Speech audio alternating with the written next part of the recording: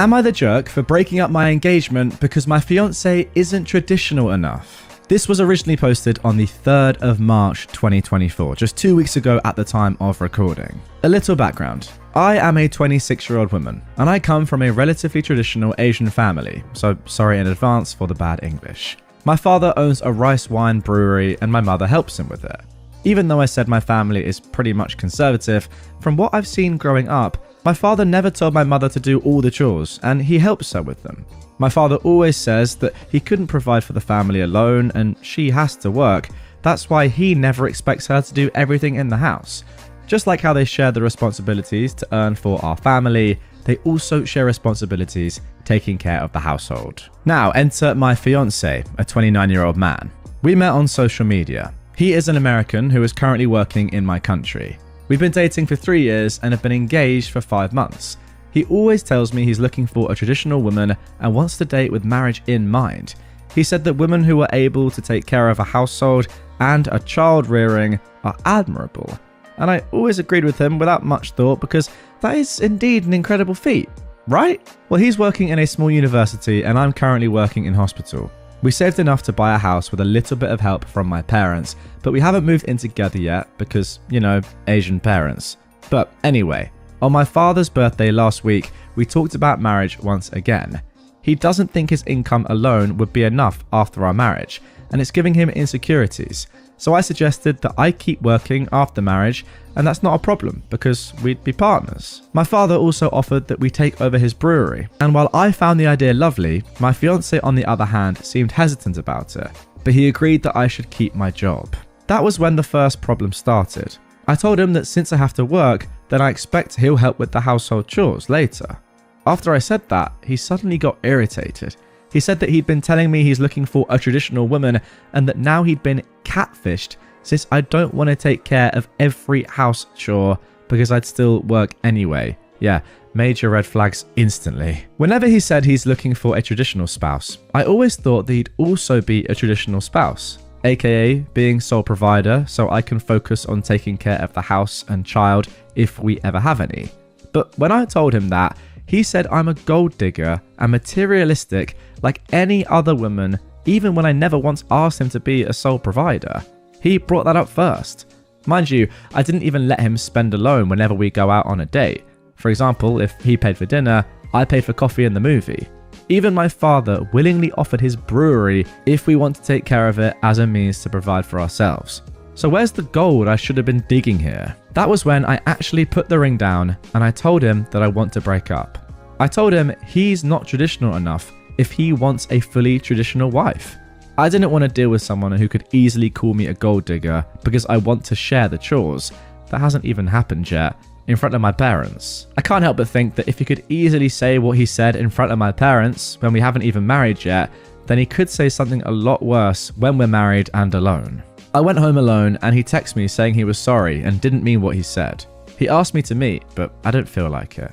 However, when I told my friends, most of them told me I was a bit too emotional, hasty and impulsive, that I might look like a jerk because I don't even want to meet him. His mother is now trying to talk me out of it and saying that I'm too old to act like this, and it's the culture barrier that's led us to this point. So here I am, trying to look for a new perspective.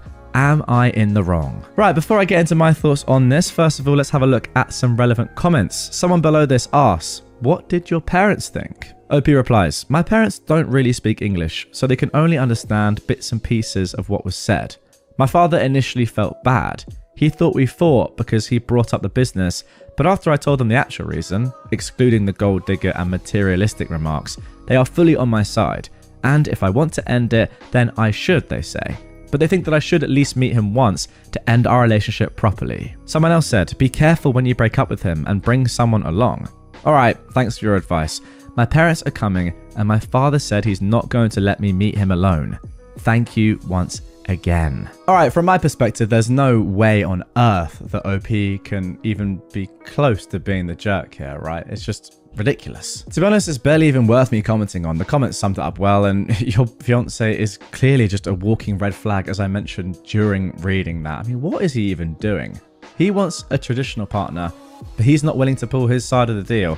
Also, what tradition even is this anymore? I don't even know. It's a bit of a weird dynamic, but you know what? If that's what he wants and he's not willing to do his half of it, then he obviously doesn't deserve it. Now, good news. We have an update. 9 days later, on March the 12th, we got this. First of all, I want to thank everyone who kindly replied and messaged me over the past week. I'm truly grateful for all the encouragement that I received. It really warms my heart in the midst of all of this mess. I want to admit that I too ignored quite a number of red flags that he displayed in the past few years, brushing them off as differences in our culture and upbringing.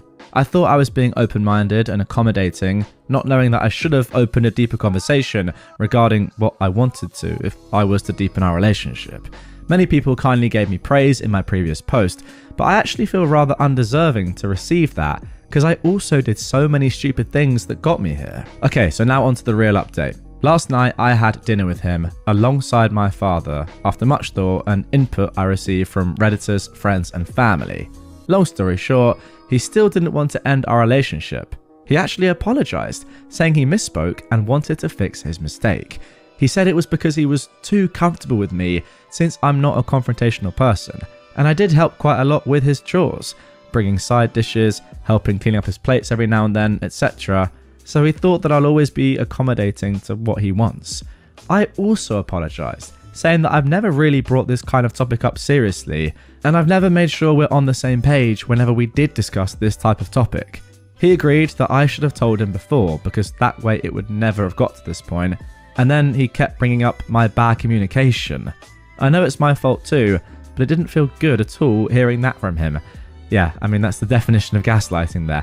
You've like semi-apologized even though you didn't need to, and he has just jumped on that. He is taking that and he's using every last inch. Even if he'd admitted his faults and never spoke badly to me before, except for that one time, I still can't shake off my distrust of him. I don't know why, but what happened last week is like an instant feeling of repulsion.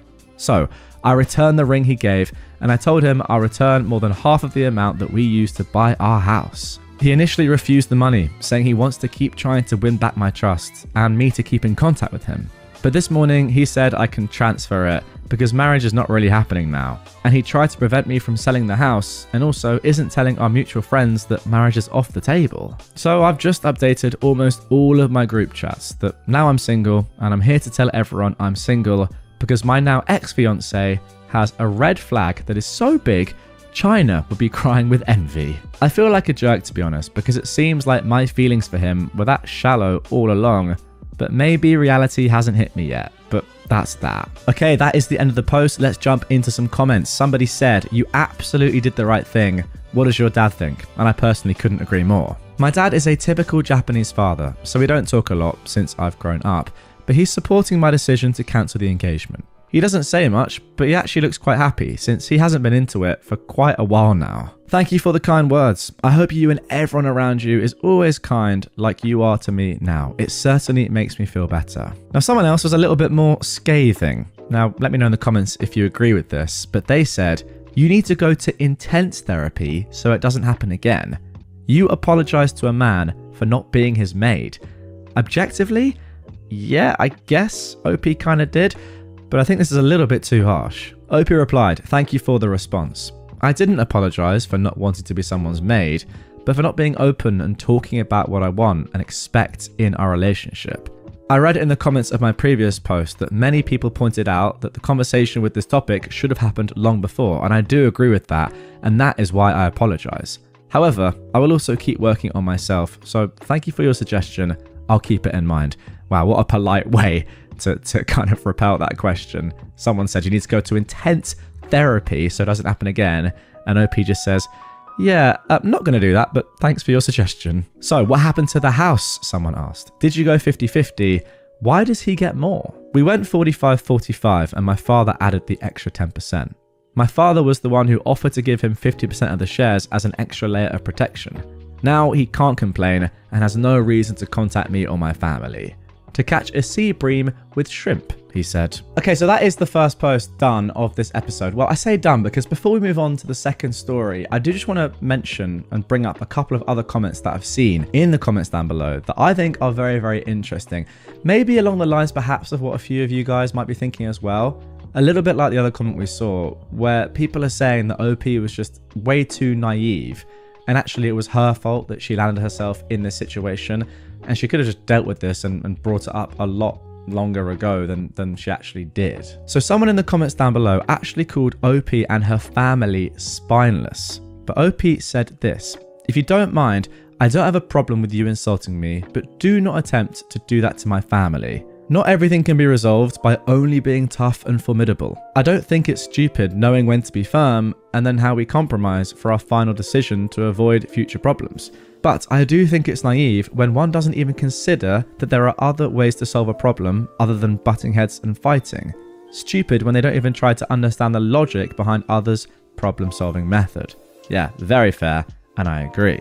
She also continued to another similar scathing response, saying that is your prerogative right to insult us, but it's also within my prerogative right to ask you to stop. This kind of exchange is called conversation in Japan. I don't know what it's called in your country. Is that another cultural difference?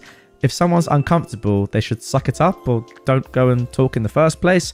Excellent. My apologies for being so ignorant. Giving him more money than he deserved guaranteed me an excuse for cutting contact completely. I've compromised my decision. Social circles run differently here because breaking up an engagement or a divorce will always be a hot topic, and sometimes it affects you on an institutional level. Sometimes it'll affect your career even more when you're a woman. Yes, there are some cases where people get fired because they got divorced because it will reflect badly on the company's image. Wow, now remember guys, this is happening in Japan, as OP just revealed.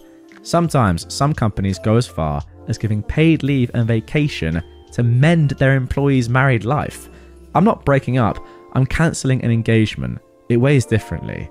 You are naive to think that every society works like yours and your value is applicable to every part of the world without considering their societal circumstances. I'm not excusing it, but I'm not someone so important that I can change them overnight, nor do I want to sacrifice my family and my own reputation. I'm not delusional enough to think I'm the main character. If that's still spineless to you, then sure. I hope you do as well as him navigating your life here. Well, damn, OP just ate, that's for sure. Wow, what a way to just destroy a hater on Reddit. Fair play, I need to take a leaf out of her book. That was emphatic. I mean, it's obvious, but she is completely right. It is a societal difference. You know, she mentioned throughout it's a different country where this is happening, and you can tell. But I don't think she wanted to actually reveal that it was in Japan, but she did reveal it was Japan in the comments down below. And I think we all know how society and culture is completely different in Japan than in the Western world. I mean, who knows? Maybe one of you watching right now is from Japan, or at least is living in Japan. Let us know in the comments down below. How is life different, especially in regards to relationships? Because yeah, the context provided by OP there gives a lot more reasoning and makes me think, or makes me understand, I guess, how she acted a lot more than if this had happened in the Western world, I think. Even still, I think she acted fine the whole time, to be fair. And yeah, she's absolutely right. Is it really necessary to just fight and have a massive argument and potentially cause yourself years of like emotional turmoil? Or can you just sacrifice a little bit of money in the short term and then just be done with a relationship that you don't want to be in? That is obviously the better option. So yes, get your comments in down below. But that is going to do it for the first story. However, before we move on to story 2 in this video, I've got a little announcement for you. Well, I say announcement. I mentioned it in yesterday's episode, but I want to keep it on the down low. I don't want a lot of people knowing.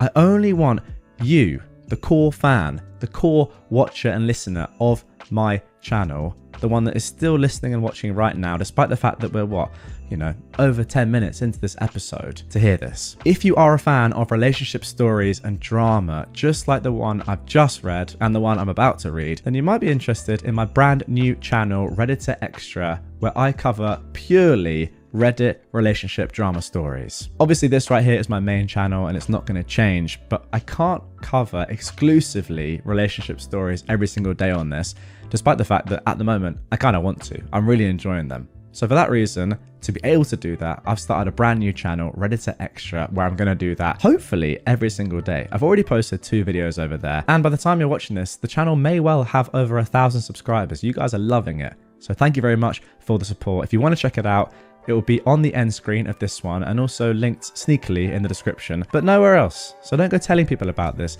I only want this to be for the core viewers, you listening to this right now. All right, let's get into story 2, and don't tell anyone I said that. Am I the jerk for being truthful and admitting that I find my wife unattractive after her surgery? This was originally posted on the 9th of March 2024. My wife had plastic surgery recently. We discussed it and I was against it. It wasn't my decision, and ultimately though, I had no say.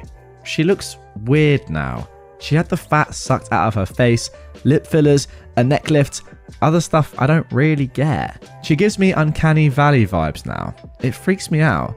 She's fully healed now and she wants us to go back to normal, like me initiating sex. I have done so, but not as much as I used to. And when I do, I try and make sure there's very little light. It's been a few months and I kind of dread having to look at her. Obviously, she's noticed. She's been bugging me to tell her what's up. I've tried telling her I'm just tired from work or that I'm run down. Really anything except for the truth. She broke down and asked me if I was having an affair. I said that I wasn't. She asked to look at my phone. I unlocked it for her and handed it over. I wasn't worried about her finding anything because there's nothing to find. She spent an hour looking through it and found nothing. She asked me to explain why I changed. I tried explaining that I just wasn't that interested right now. Nothing I said was good enough for her, so she kept digging. I finally told her the truth.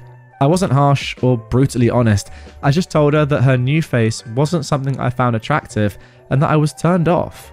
She asked if that's why I turn off all the lights now, and I said yes. She started crying and said that she needed time alone.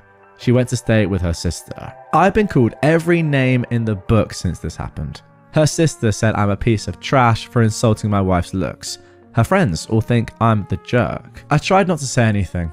I can't force myself to find her attractive. I still love her, but her face is just weird now. She looks like the blue alien from The Fifth Element. Now, I have no idea what the blue alien from The Fifth Element is, so here's a picture. Oh my gosh. I mean, this is one of those times where if you are listening to this on a podcast platform, you should probably head over to YouTube. Or, to be fair, just look up Blue Alien from Fifth Element yourself.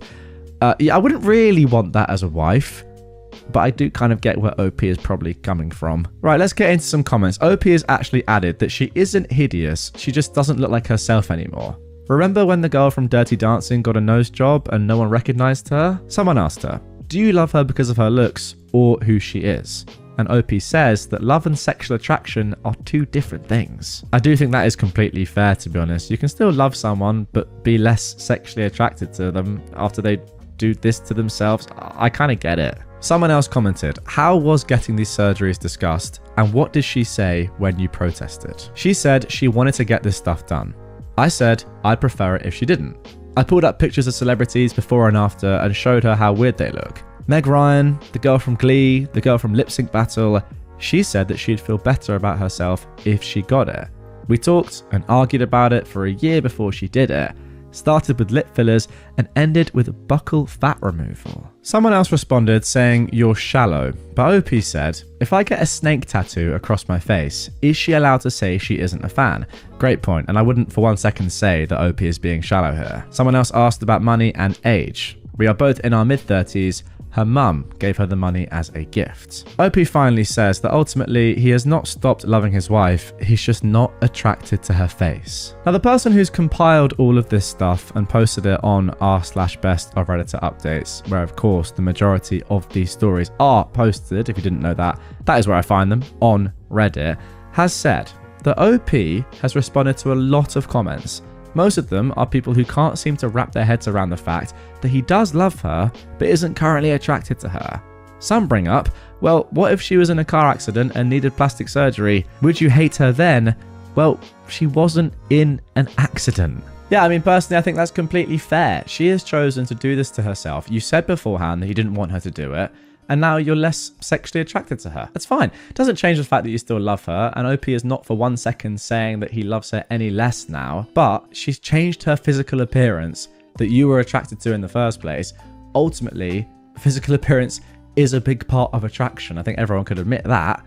Not saying that, you know, personality and love doesn't come into it, but it just has to be. So yeah, I think he's completely right to say, well, I'm less attracted to you. You've changed your appearance. I mean, I might get hate for this in the comments down below, but I would go as far to say that it's the same as if somebody, now, naturally, I'm not saying if there was any medical reason involved or whatever, say your partner put on loads and loads of weight and just got obese, I think you'd also be allowed to say, I'm less attracted to you. You've changed your physical appearance. That's a little bit more debatable. It really is. But I think that that's fair.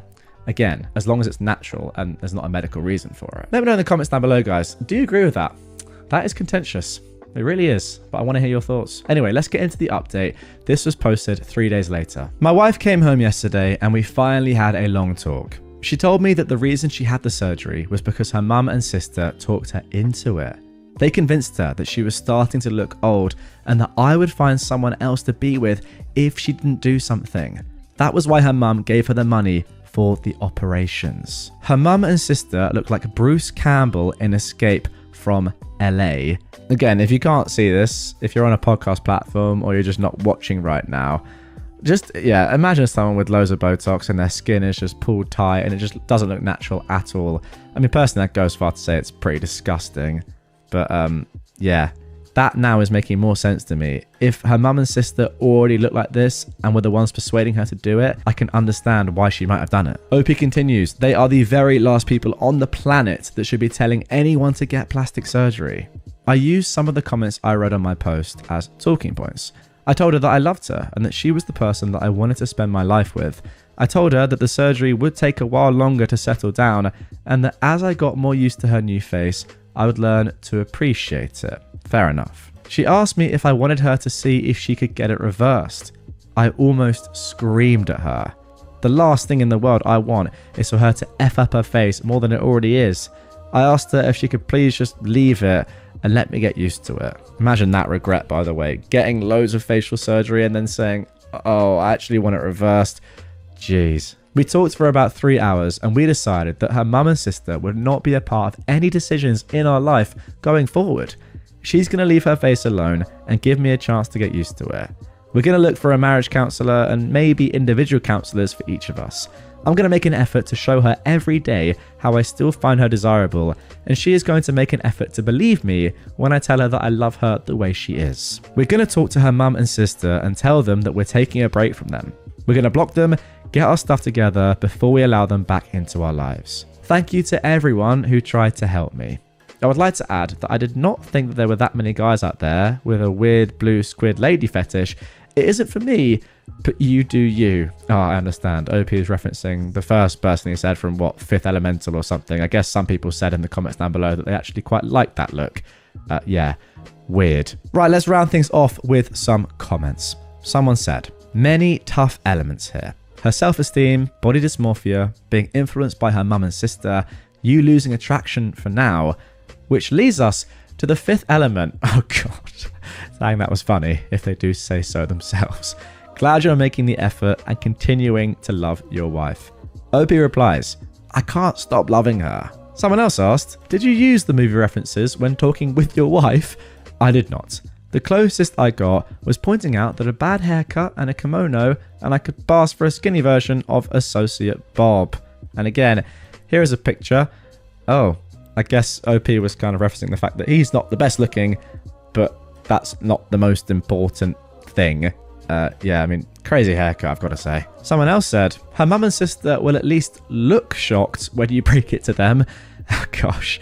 But OP says, no, they won't. They have the facial mobility of bilateral stroke victims. Wow.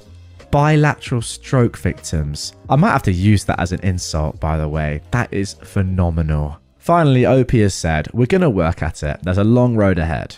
I will spend the rest of my life showing her she is the woman I want. Well, there you go. Fair play, OP, is all I can say to that. Because ultimately, something's happened there to the person you love that you really don't like. And you're going to have to deal with that. Because ultimately, you're the one that looks at her every day. So that's on you. I do feel, though, like he is right. And I think he accepts that attraction can build over time. I do think the most important part of, personally, this is part of like sexual attraction or attraction in general is the way you feel about somebody, less their physical appearance. I mean, I think that's kind of obvious, maybe. I mean, maybe some people don't agree with me there, but emotionally, how invested you are in somebody and how they make you feel and your relationship with them is way more important than how they look, even if they're like a 10 out of 10. Doesn't matter. I mean, a 4 out of 10, that you really get on with is way more attractive than a 9 out of 10 who is just horrible. I think we can all agree with that. 10 out of 10 that's different, let's be honest. I'm only joking. But yeah, in all seriousness, hopefully these guys just can get through this. I feel bad for your wife now, OP, because she was just pushed into something that maybe she didn't actually want to do, and now she's regretting it. It's not the greatest situation, but yeah, as I said, get some counseling, give it some time. I think you'll be all right. My husband almost killed our baby and my toddler saved him. This was originally posted on March the 11th, 2024. Hey Reddit, I need to share this story because I'm still shaking from what happened. I am a 25-year-old woman and I've been with my husband, who is 30, since 2018. We have a 3-year-old girl and a newborn boy. But tonight, things almost took a turn for the worse. My husband has always had trouble paying attention, but I never thought it would come to this. Our neighborhood is weirdly laid out, with cars zooming by at crazy speeds at all hours of the day. I was folding clothes when I heard our toddler screaming, "Dad, help!" That tone made me drop everything and sprint outside. What I saw made my blood run cold. Our newborn, in his stroller, careering towards the busy street. I screamed and ran to him, barely stopping the stroller in time. My baby girl's hands and knees were scratched up because she tripped trying to run after the stroller. I snatched up my baby, heart pounding, and scanned for my husband. He wasn't watching. He was chatting with neighbors, completely oblivious. The anger I felt was unlike anything I've ever experienced. I stormed up to him, shouting in disbelief. He looked shocked at first, then realized what almost happened. The apologies and tears came pouring out, but it was too late. I couldn't wrap my head around how he could be so careless, so blind to our toddler's screams and the stroller rolling away. I packed up the kids and left, staying with my parents. They're on my side, but my husband keeps texting, begging for forgiveness, calling it an honest mistake. But I can't shake the terror of almost losing my baby because he couldn't focus for a single second. My baby girl got hurt in the process as well because he couldn't pay attention. I almost lost my son because he couldn't pay attention. I can't stop crying. I feel so guilty. I wish this all never happened. Sorry it's short. I just want to hold my babies and I can't stop shaking every time I think about it. What if I was just 1 second late? Would I have been planning a funeral? And the reason I left the house instead of him was because I hate that house. I don't feel like it's safe for the kids with all the traffic. And I was right. It's my husband's work house. I can't be running either. I had a C-section less than 6 weeks ago. A lot of people are saying, why wasn't I watching the kids? Well, I was doing their laundry like a parent. He was supposed to be taking them for a walk to have bonding time with them. He literally created this by himself. This has never happened before. How was I supposed to know? And people saying, why didn't I get him checked out? Well, I'm not his mother. He is 30 years old. I'm sick of people acting like I have to parent my own husband while I literally have a newborn toddler and I'm still healing from a C-section that I teared my stitches from when I ran to get my baby. I don't care if it was his ADHD, the court wouldn't care either. If he killed my child, he would have gone to prison either way. Okay, so that is it for the original post. Now let's get into some comments. Someone has said down below, okay, look, he was 100% wrong and I would be livid just like you. However, I'm a little confused of the situation. Like, why was your baby just in a stroller, unattended? Why did the stroller randomly go into the road? Since it sounds like you were at home, is this maybe something you guys normally do, just to have a place for the baby to sit out in front of your house when your toddler's playing outside? Maybe it was a freak accident. I'm gonna be honest, as a mum, most of us have stories of near-death experiences with our kids. We can be naive and stupid and expect a little child to have more awareness or survival skills than they do. When my son was 2, for example, we had a horrible experience with an escalator, and I still have times where I can't sleep because of it. We're all idiots when it comes to parenting, because how can you know until you live it? And seriously, like every parent has one of these moments, unless you're one of those insanely lucky ones. I still really don't understand the whole scenario of what happened, but to me it seems he really has remorse and feels terrible. And once you go through something like that, you never forget it. So if he cares and loves your kids, he's devastated and has learned a hard lesson. I don't know that your response was the best, but I get why you did it in the moment. But I do think you guys should have a serious talk and maybe look into moving if possible. I wouldn't go straight to divorce like Reddit loves to preach. I think there is a solution here. And I'm so sorry you're dealing with this. It's literally the worst feeling in the world.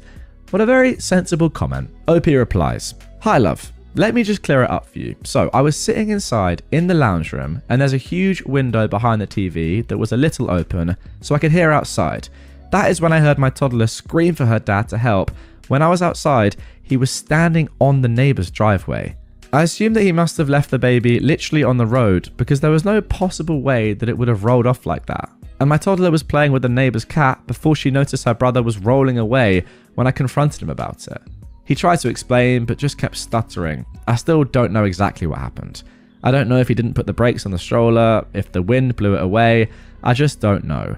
My neighbor contacted me and had asked if I wanted the security footage because his wife is 100% on my side. So I'll probably find out exactly what happened once it gets sent to me. Oh wow, that could be telling. Now someone else also commented, I want to acknowledge that this is a horrific situation, but saying I don't care if it was his ADHD isn't going to fix anything and will probably only make things worse.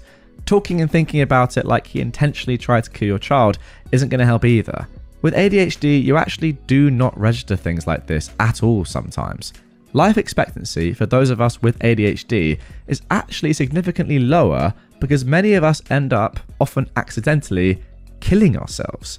It's not the same thing as carelessness, but learning about ADHD a little deeper can help you guys be safer. Understanding how my ADHD works and using different than standard precautions like my brain needs has actually most likely saved my life.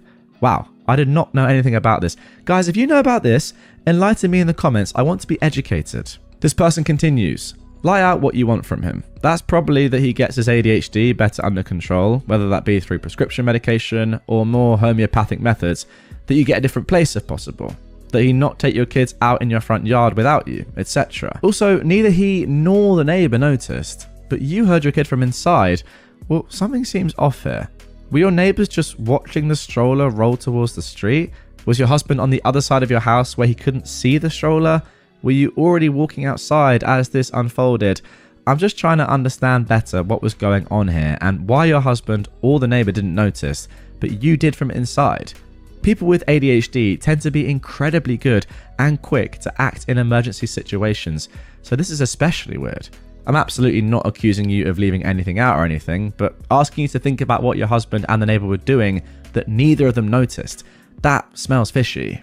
This is of course a horrible situation. I lost a pet due to the inattentiveness of ADHD, but I can't imagine losing or even nearly losing a child. OP replies, that is why I'm waiting for the footage. It doesn't make sense how this all happened. I don't know how to explain my house. There's a huge window in the lounge room. It was open a little so I can listen out. The neighbor's house is 2 houses away. We're at the end of the street near the main road. When you first walk into my house on your left, that is the lounge, and on the right there's the kitchen. When I got up, I couldn't run that fast as I'm still healing.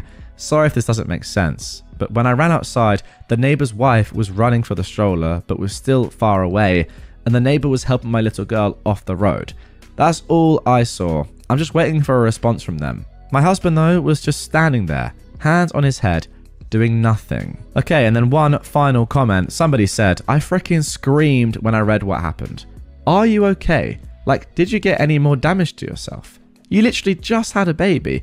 What the F was your husband doing? Like, being outside with small children, especially on a busy street, should be treated like watching babies swim because anything can happen in an instant. I hope you're okay, and also, I don't know, but do you all have cameras in your house? I wonder how long your husband was talking to the neighbor. OP says they tore their stitches from the C-section and had to go to the ER while there. I made sure my baby girl got her knees and hands bandaged up. The crazy thing is, I didn't even realize I was bleeding until I was in my parents' car. My mum pointed it out. She panicked, took baby boy back to their house, and my dad took me and my daughter to the hospital. All right, there's quite a lot to unpack here, and I think I kind of agree with what the comments are getting at a little bit. There probably is more context here that is going to be revealed in the update, which we're going to get into in just a moment.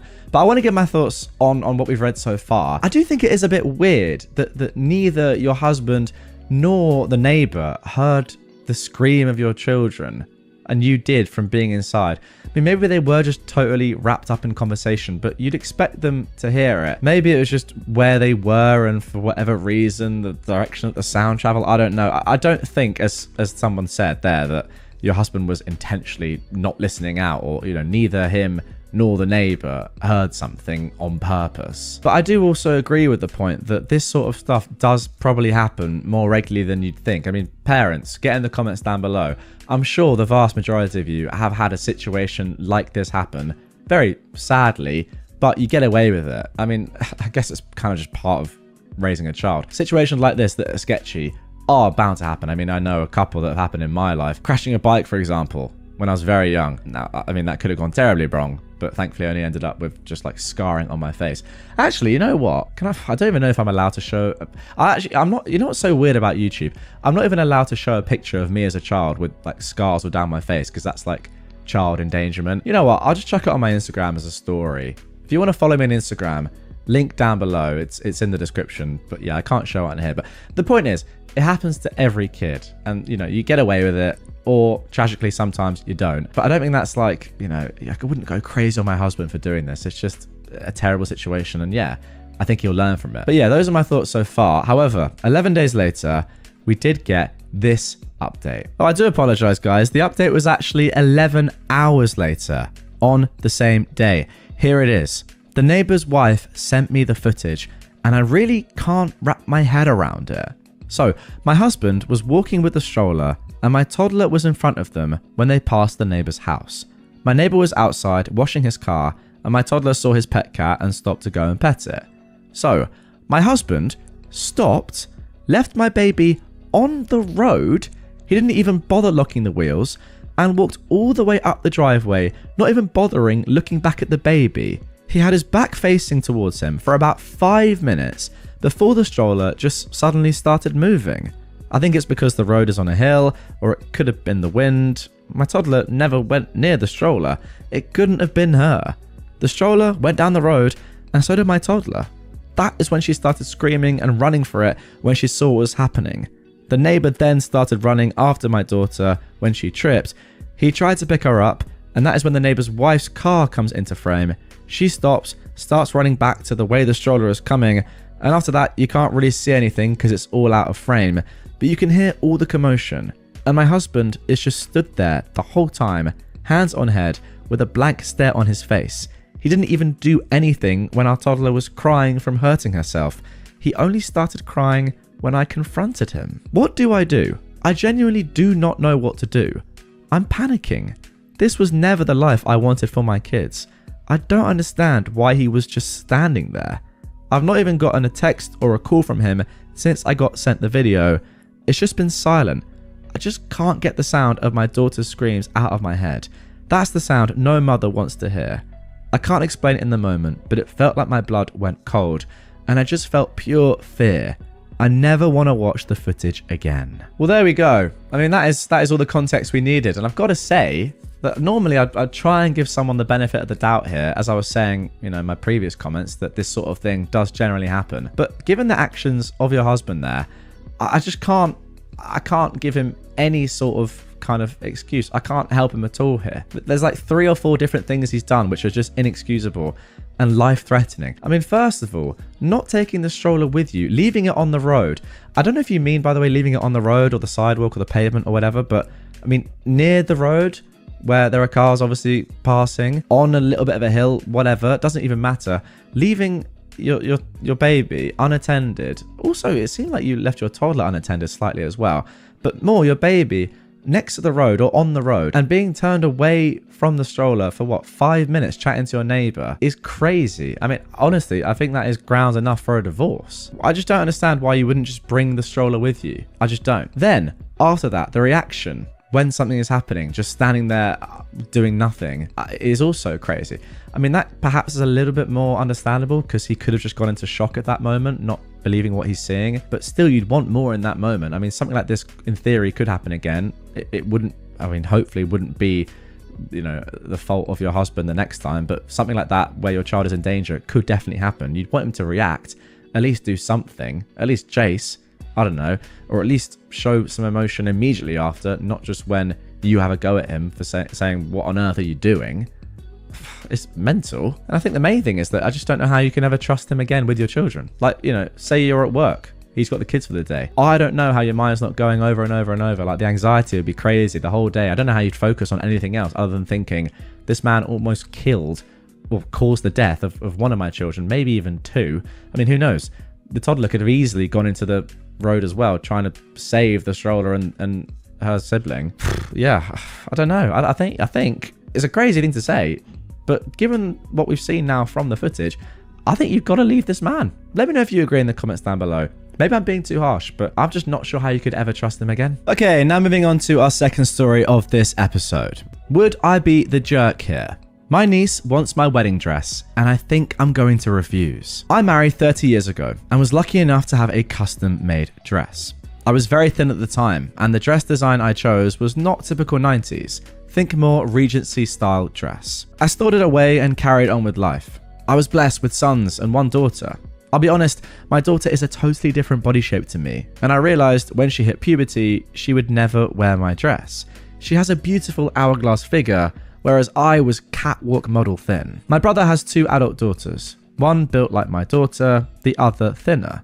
This is the one who asked for my dress after she got engaged at Christmas. Now, I don't like this girl. She is immature for a 27-year-old. She's an attention seeker and intentionally unemployed hypochondriac. She's one of those people on Facebook who post cryptic comments, and when someone inquires what's wrong, she responds with, "I'll message you, hun."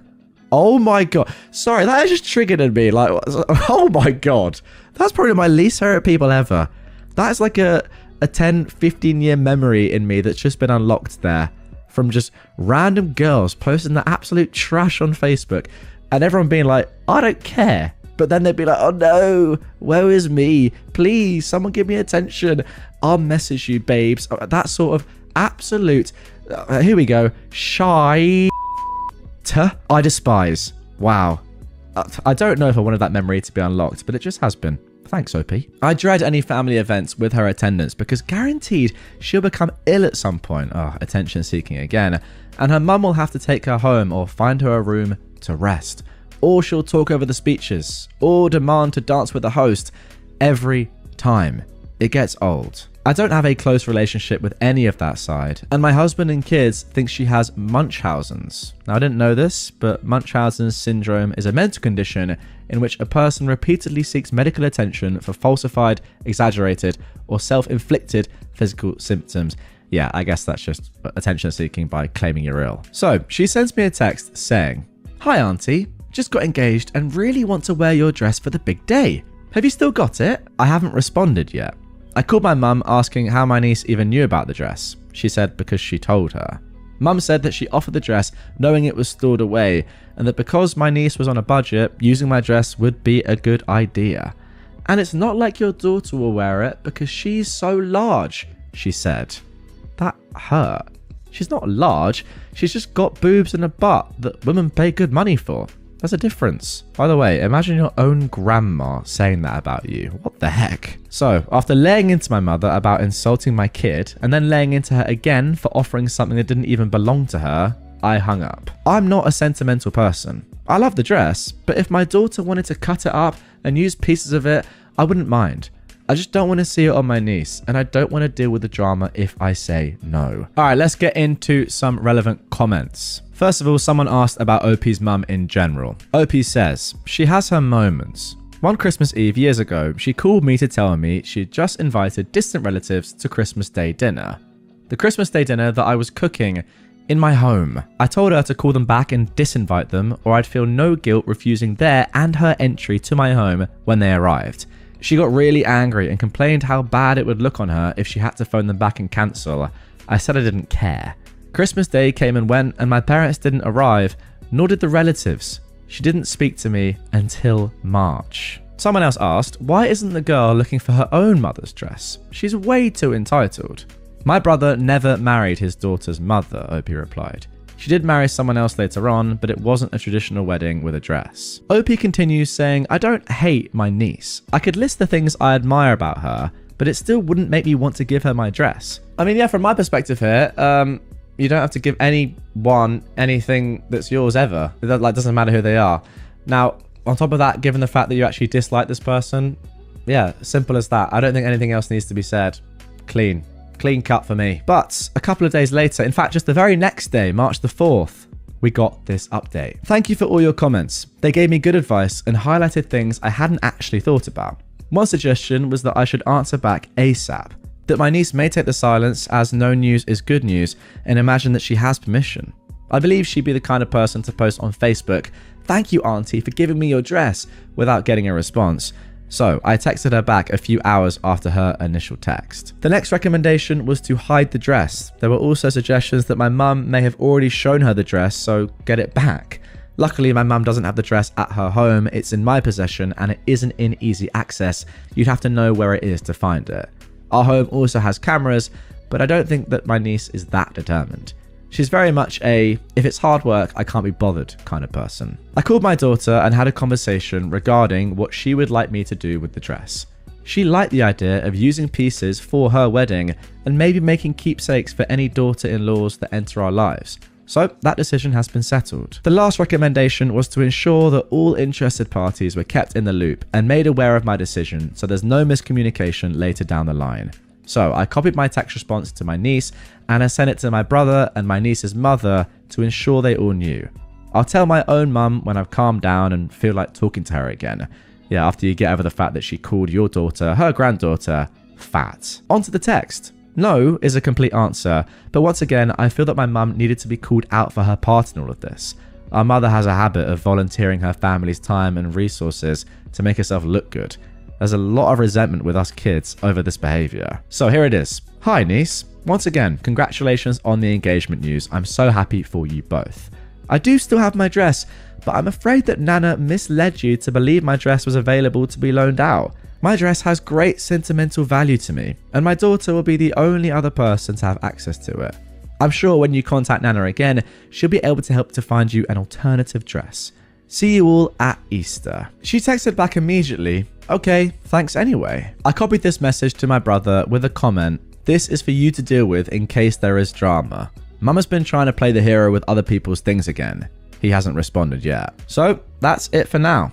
I checked my niece's Facebook page this morning and there were no passive-aggressive memes or comments that I can see about family not supporting her or not being the favourite, and that's how she likes it.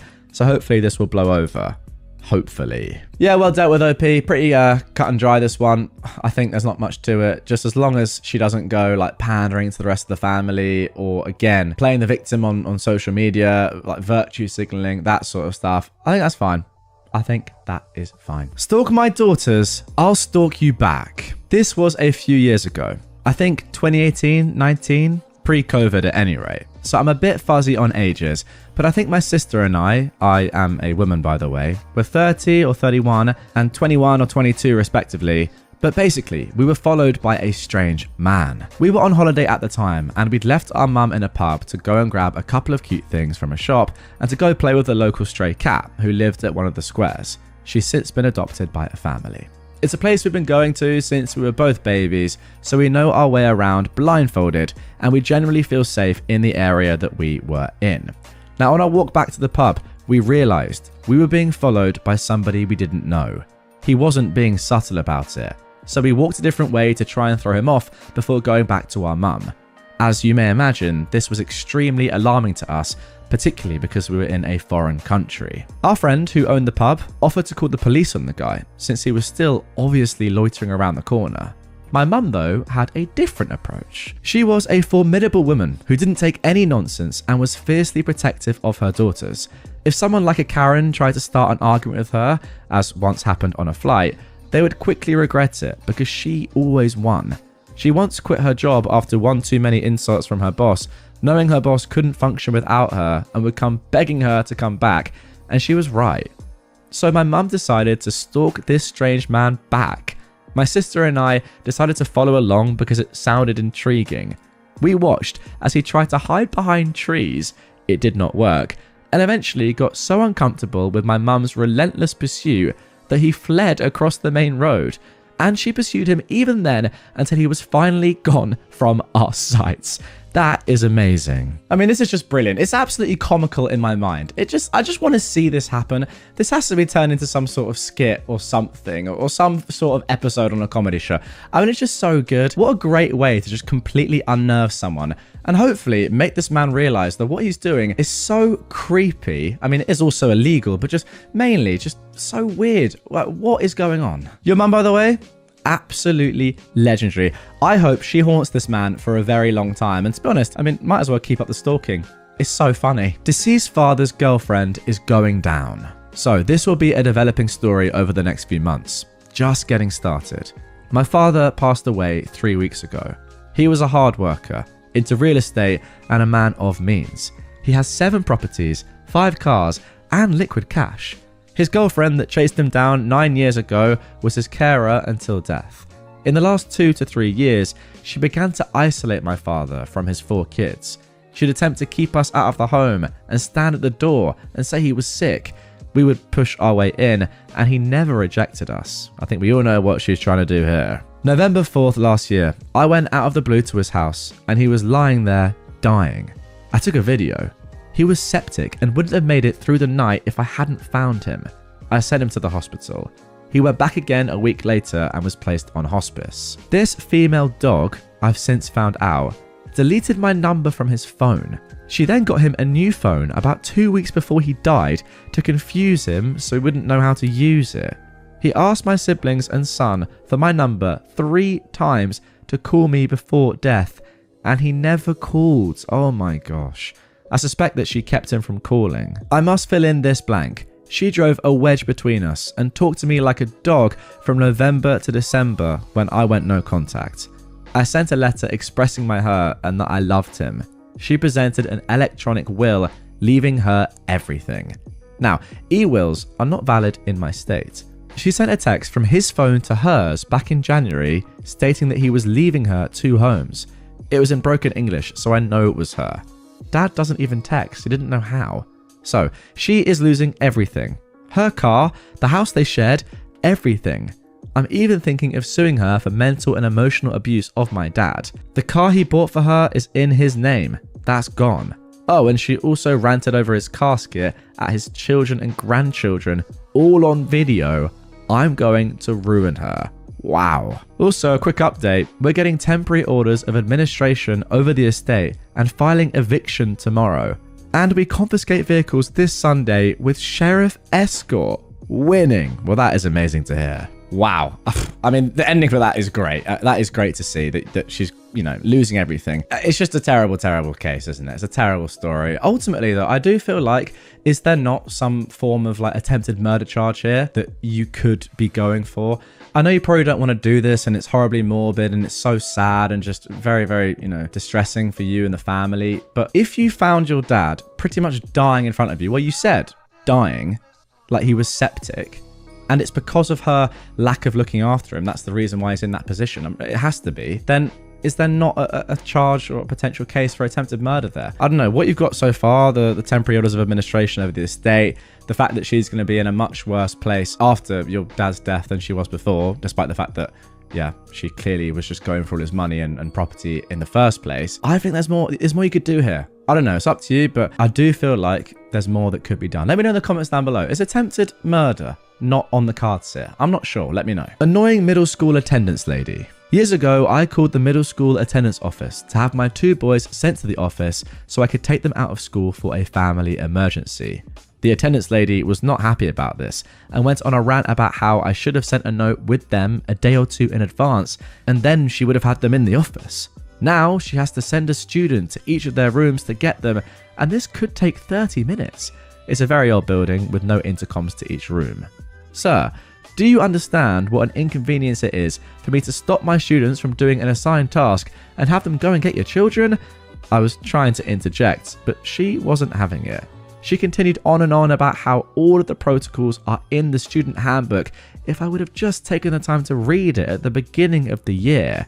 She then finally stopped long enough for me to speak. Mom, you're absolutely right. I'm sorry I didn't send a note with the boys.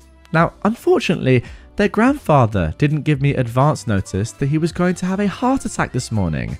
The surgeon performing his open heart surgery didn't give us any advance notice either. We have to leave town immediately. The stuttering and awkwardness was amazing. Honestly, it was hysterical and a great stress reducer while he was in surgery. My dad loves that story. Oh, so he survived. That is even better. Yeah, the word that springs to mind here is just Jobsworth. As I said, I'm very happy that your granddad wasn't actually dead. I thought he was, and then I thought it was going to be an extremely sarcastic response from your dad. Something along the lines of, well, unfortunately, we didn't get advance notice that my dad was about to die, but at least he's still alive, and hopefully he could even laugh at this story. Absolutely insane. I mean, is it that hard to go and get students out of a classroom? Also, just send an email. That's what we did at my school. The teachers got an email and they were on their computers anyway. Or yeah, just send a kid around to go and get them. It's not that hard. And in familial emergencies like this, obviously it has to be done. You just haven't had the right D yet. So, I, a 19-year-old woman, only date femme folks. Sexual tastes are a bit broader. Much to the support of most of my family and all of my friends. The friends of my friends, not so much. One of those friends, unfortunately, had a Klingon in their circle. A jerk we'll call Bill. Bill has certain views on relationships and women, and is not very happy with queer people. He likes to make small comments on the fact that I only date women, and even more so, that I'm dating 2 people. Oh, the horror. And only one is a woman, the other being a femboy. Now, he got a bit drunk one night, and his comments were getting a little bit aggressive. I was cuddling with one of my partners and exchanging small kisses, but eventually he said 2 things that everyone should hate. The classic of, you just haven't had the right D yet, as well as a new one I'd never heard. You just need to try it once. I volunteer. Oh my gosh. My partner tries to stop me because she could see I was getting mad, but it was too late. Someone told me that once, I said. Then he R-worded me so I could try it once. Now I can't trust anyone who presents masculine, like you. He got very defensive over this, acting like I was accusing him of something and carrying on.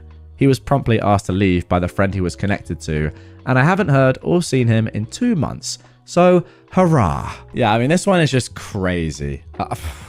Absolutely crazy. Who in their right mind would ever say something like this? It's just insane. What are you supposed to even do in response to this? I mean, you didn't have to say what you did, but I'm kind of thankful that you did.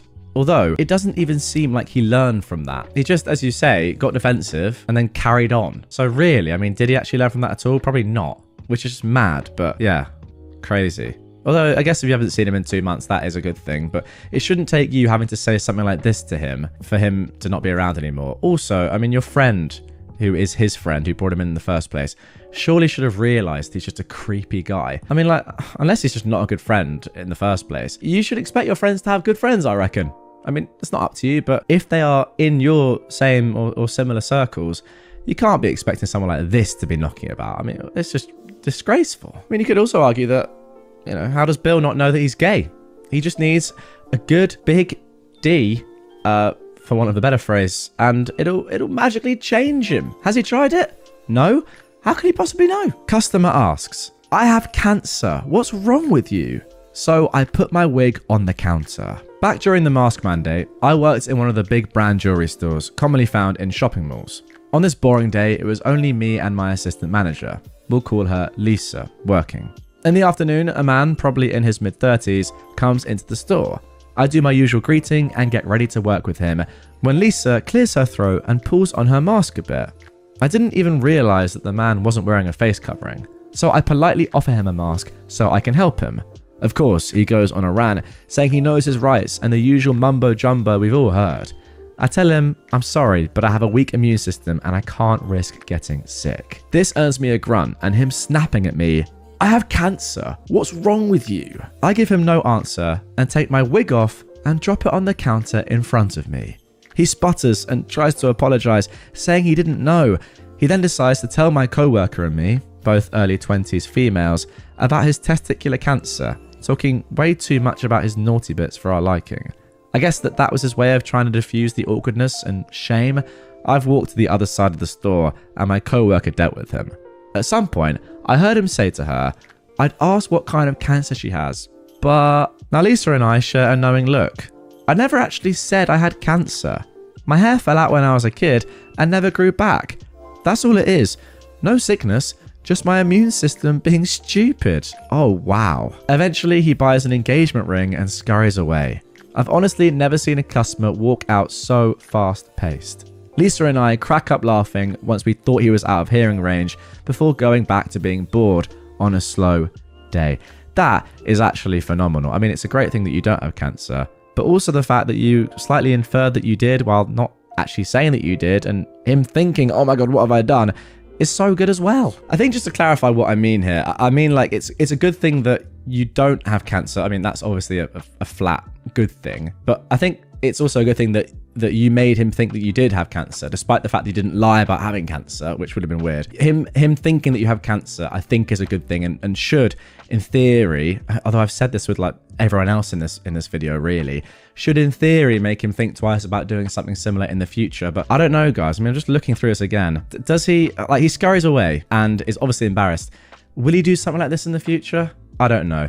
I also kind of do feel a bit bad for him. Like, if he has cancer, then it's just a terrible thing to have, obviously.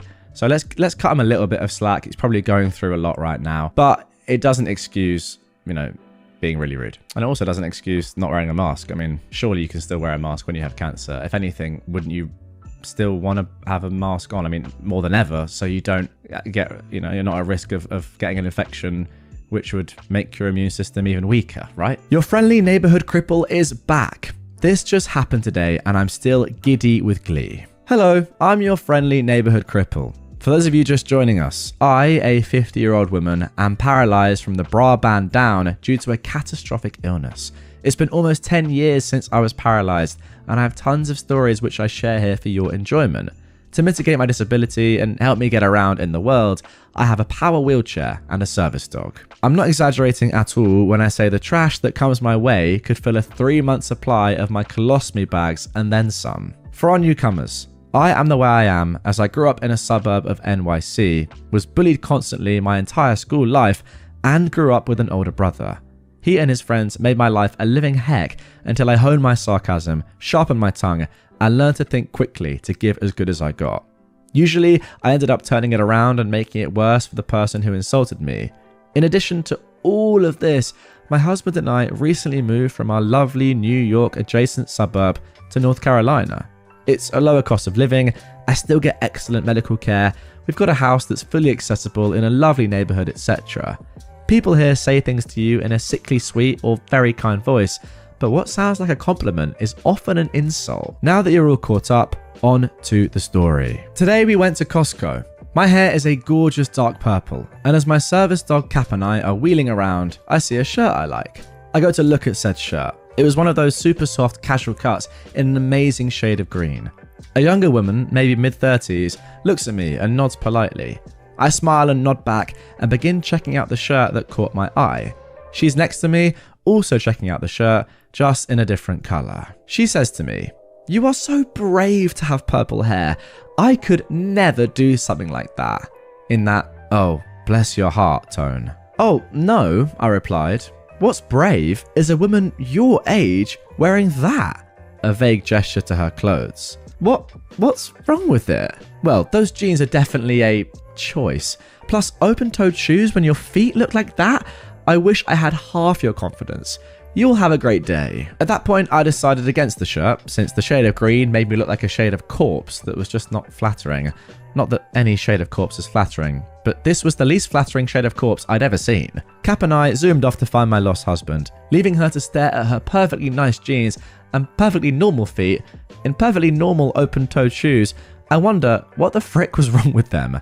And probably wonder why a woman in her mid-30s shouldn't be wearing perfectly nice jeans with a perfectly nice sweater and perfectly normal open-toed shoes. I'll be living rent-free in her head for a long, long time. Until next time, because there's always a next time, your friendly neighborhood cripple. Now, just some more info to add. Several people have raised the question if she was actually complimenting me. Sadly, friends, she wasn't. Her tone of voice was the one reserved for very stupid dogs, very stupid husbands, or very ugly babies. That saccharine, false sweet tone that indicates disdain behind what would otherwise be complimentary words. Like calling your dog brilliant because they startled themselves awake by farting and give their butter look like it betrayed them. Now, I am guilty of that last one. Peggy does it regularly. And everyone, it's hilarious. Yeah, that is fair enough. I was kind of thinking, are you sure she's not actually complimenting you? But I guess when you're in real life, when you hear the tone, you would know if someone's being sarcastic. All right, guys, let me know in the comments down below, because this is the first time I've ever come across this user.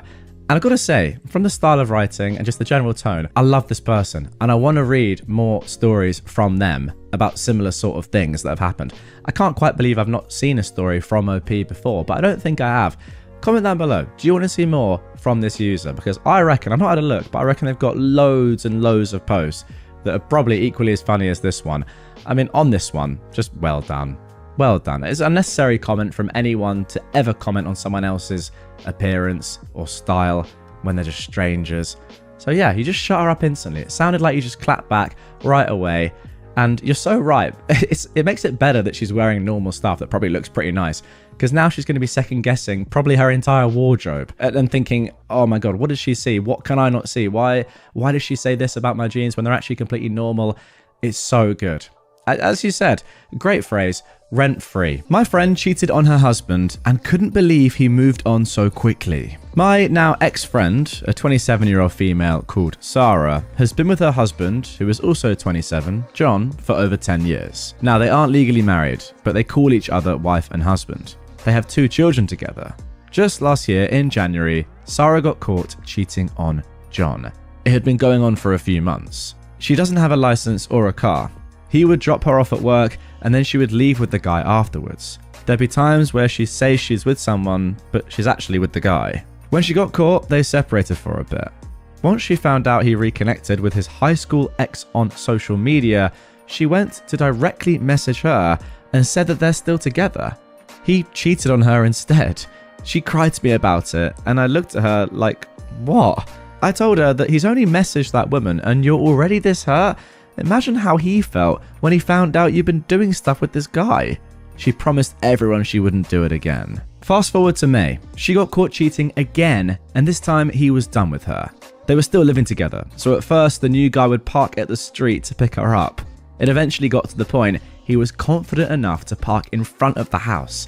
She moved out in June, and that was the end of their marriage. On to October. Sarah found out that he reconnected with his high school ex again, and that they're now dating. She went full on crazy and jealous mode. She asked him, of all people, why her? She made up lies to their kids and everyone else that he cheated on her with his high school ex. She was the reason why they broke up in the first place. During that time, she was trying hard to get back with John, but he wouldn't budge. She made up all kinds of excuses to talk to him. Sadly, she even stopped seeing her kids too. She'd pick them up at most once or twice a month, if lucky. Now at this point, she was having problems with her new man. They were arguing every day to the point that he'd hit her a few times and chipped her tooth. Again, she cried to me, telling me that she couldn't believe that John would move on so quickly. Lately, John has been so mean to her and was always on his girlfriend's side. She even said that he loved his girlfriend more than he ever loved her. Now she's even making me choose to be friends with her or not. It was either her or John's girlfriend. Now at this point, my husband is close friends with John, and there isn't much that I can do. I said to her, you cheated and messed up. You had it good with John, but because he wasn't what you wanted, you left him and your guys' kids. Now you found someone who hits you when John had never laid a hand on you. Needless to say, I'm glad that my relationship with her is over. So there we go. If you weren't sure exactly what this subreddit was all about before that story, surely now you know. Very self-explanatory, but really entertaining. Again, just what was she expecting? I've got no idea. She had it good, as OP said. Then she effed around and found out. Simple as that. To be fair, it's probably good for John that she did that to him in the long run. He probably now is happier with his new girlfriend and doesn't have this walking red flag as his partner anymore. Now moving on to our second Oh No Consequences post. Evicted because of EpiPen prank. Now this was originally posted to r/am_I_the_jerk but has been cross-posted here. My brother and his son, Eli, 9, recently got evicted because my brother lost his job. My wife and I took them in because we have more room in our house than my aging parents have in their condo. My wife and I have a daughter, Naomi, who is 12. Now, my brother considers himself a jokester, and it was funny when we were kids, but in my opinion, it's immature at his age. He's passed this on to Eli, which is funny since he's 9. Eli's favourite prank is hiding other people's things. Now, Naomi is deathly allergic to many common things, so having an EpiPen on hand is absolutely necessary. 2 weeks ago, Eli hid Naomi's EpiPen and she freaked out. Now, she wasn't having an allergic reaction at the time, but still. The thing is, the EpiPen was on a shelf which Eli is too short to reach. My brother admitted to helping Eli with the prank, and I chewed him out about it. I told him that if he or Eli hid Naomi's EpiPen again, I'd kick them out. I explained how Naomi could die without it, and my brother seemed to understand. Last week, Naomi actually did have an allergic reaction and needed her EpiPen, and it wasn't where she'd put it. Eli rushed to the guest room to get it, and thank goodness we were able to inject her before it got really bad. After I was done helping my daughter, I told my brother to get packing. He said that I wasn't being fair because Eli had stolen it on his own this time, that it was just a prank, and Eli's just a little kid, etc. Pretty much everyone is annoyed at me because my parents really don't have that much space for 2 extra people in their home.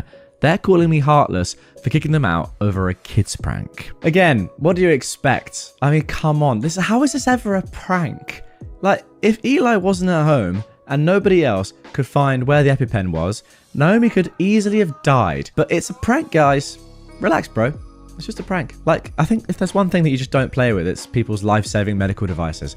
That, I think, is a commonly held belief. It's one that I have. It's one that I've had for the majority of my life. And I think it's one that the majority of people should have as well. But what's crazy is that your brother is saying, no, it's unfair.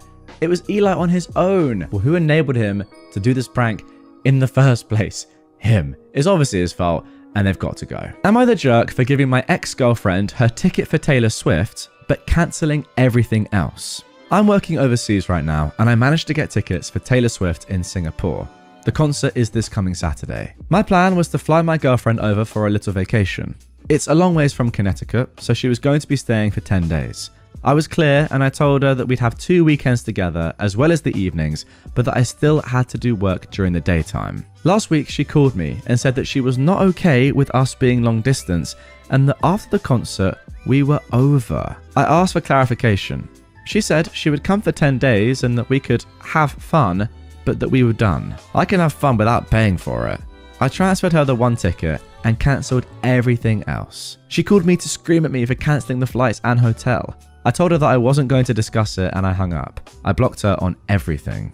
I'm hearing from people back home that she has since lost her mind. She'd been bragging about getting to see Taylor Swift and the vacation. Now she's telling everyone that I cancelled the plans just out of the blue. I guess that is sort of true. I didn't discuss it with her before I made my decision, and I did what I did. I mean, yeah, it's sort of true, but you had reason to, come on. I unblocked her long enough to offer to buy the ticket back if she wasn't going to use it. That conversation was unpleasant and involved a lot of profanity. The upshot was that she would rather let it go to waste than let me have it. Her friends have been defending her and calling me a jerk.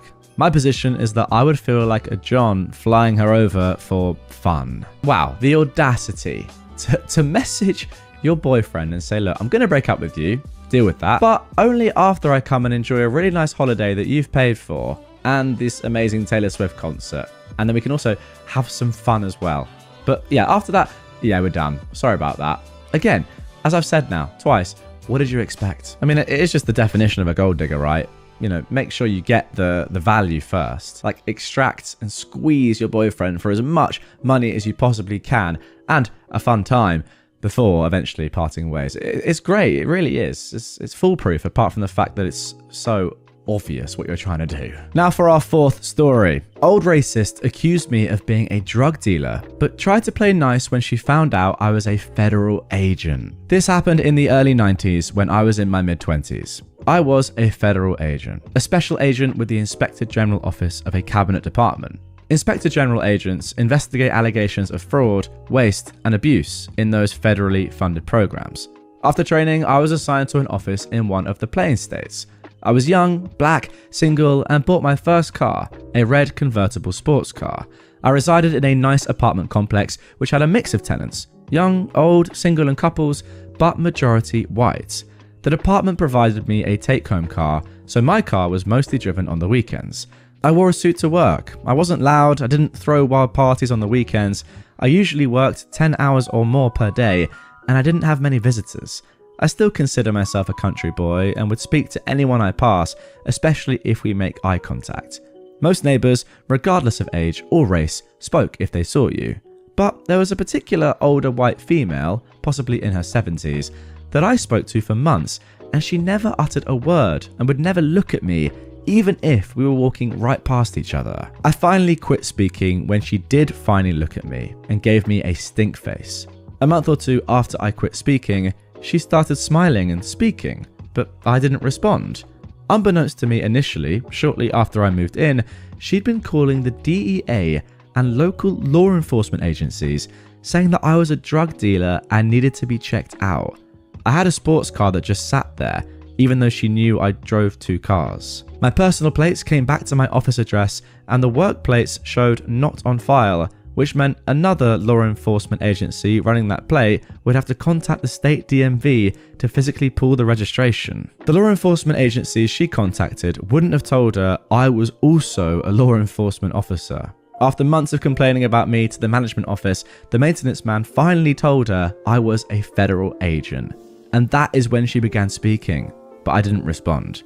I was walking around the parking lot to cool down after a run, and she spoke to me again, saying, "Hey there, Mr. Federal Agent, how are you?"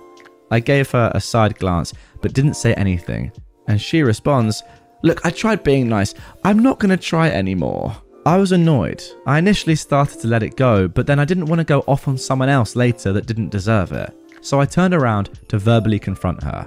I was about 8 feet from her, and I didn't get any closer because I didn't want to be accused of trying to attack her. Racist or not, she was my elder, so I had to show her that courtesy. So I wasn't going to curse, and I didn't want to yell. All these years later, I still remember most of that confrontation, which went something like this. "You're not going to try anymore? Woman, I spoke to you for months and you never opened your mouth until you found out I was a federal agent. Do you think you can call other law enforcement agencies to have me checked out and I wouldn't find out about it? Well, your car just sits there and..." I cut her off. "You've seen that I drive 2 cars, and I must be the lamest drug dealer around since I don't have many visitors, and I don't come and go at odd hours either. But your car just sits there." I cut her off again. "What about the young white girl that lives there? What does she do for a living?" As I pointed to that unit. "Did you call law enforcement on her? What does she do for a living? How does she afford to pay the rent here?" The woman is just silent for over 10 seconds, standing there looking stupid as I wait for a response. She's white, so she must be a law-abiding citizen. But I'm obviously another thuggish N-word. "I'm not that kind of person. I have plenty of friends that are... now wait a minute. I don't use that word." Oh my goodness me, she was literally about to drop it. "Yeah, that's why it almost came out of your mouth so freely. I'm polite and courteous to all of the other tenants here. Why couldn't I get the benefit of the doubt of being an honest and hard-working person? I'm supposed to forget that you accused me of being a drug dealer just because I'm young, black, and drive a nice car? You were calling law enforcement agencies saying that I needed to be checked out. You badmouthed me to the property manager and any neighbor that would listen to you. I'm supposed to overlook all your racist behavior simply because you're ready to play nice now?" I hadn't been yelling, but at this point, I started to. "Don't ever talk to me. Don't ever say a word to me. Do like you did when I first moved in here and just keep walking by without saying a word." As this was taking place, Miss Ruth, another neighbor who happened to be an elderly white female, was walking by and said hi. I said hi, and I told the entitled woman that Miss Ruth didn't wait to find out about my employment before she started speaking to me. I later told Miss Ruth what my heated words to the woman were about, and she understood my anger. Miss Ruth was one of the neighbors that this other woman had complained to about me, and wouldn't listen when she pointed out that was no reason to accuse me of being a criminal. The entitled lady tried apologizing, and I told her I don't accept her hollow apology, and reiterated to never speak to me again. From that moment, whenever I saw her, she hung her head like a homeless wet puppy. My apologies to homeless wet puppies for putting them in the same bag with an old racist, and wouldn't look at me. Yeah, guys, I mean, if we weren't sure she was definitely 100% racist, she did just start to say the N-word there without any real hesitation. Jesus, what a disgrace. So weird. I mean, oh no, are you serious? A black guy with money has just bought a house, a property in my neighborhood? He must be a drug dealer. It just has to be. Oh wait, he's not? Alright, I'll be nice and talk to him then. You are a racist disgrace. I cut ties 7 years ago with an ex-friend, and she attempted to sabotage my relationship.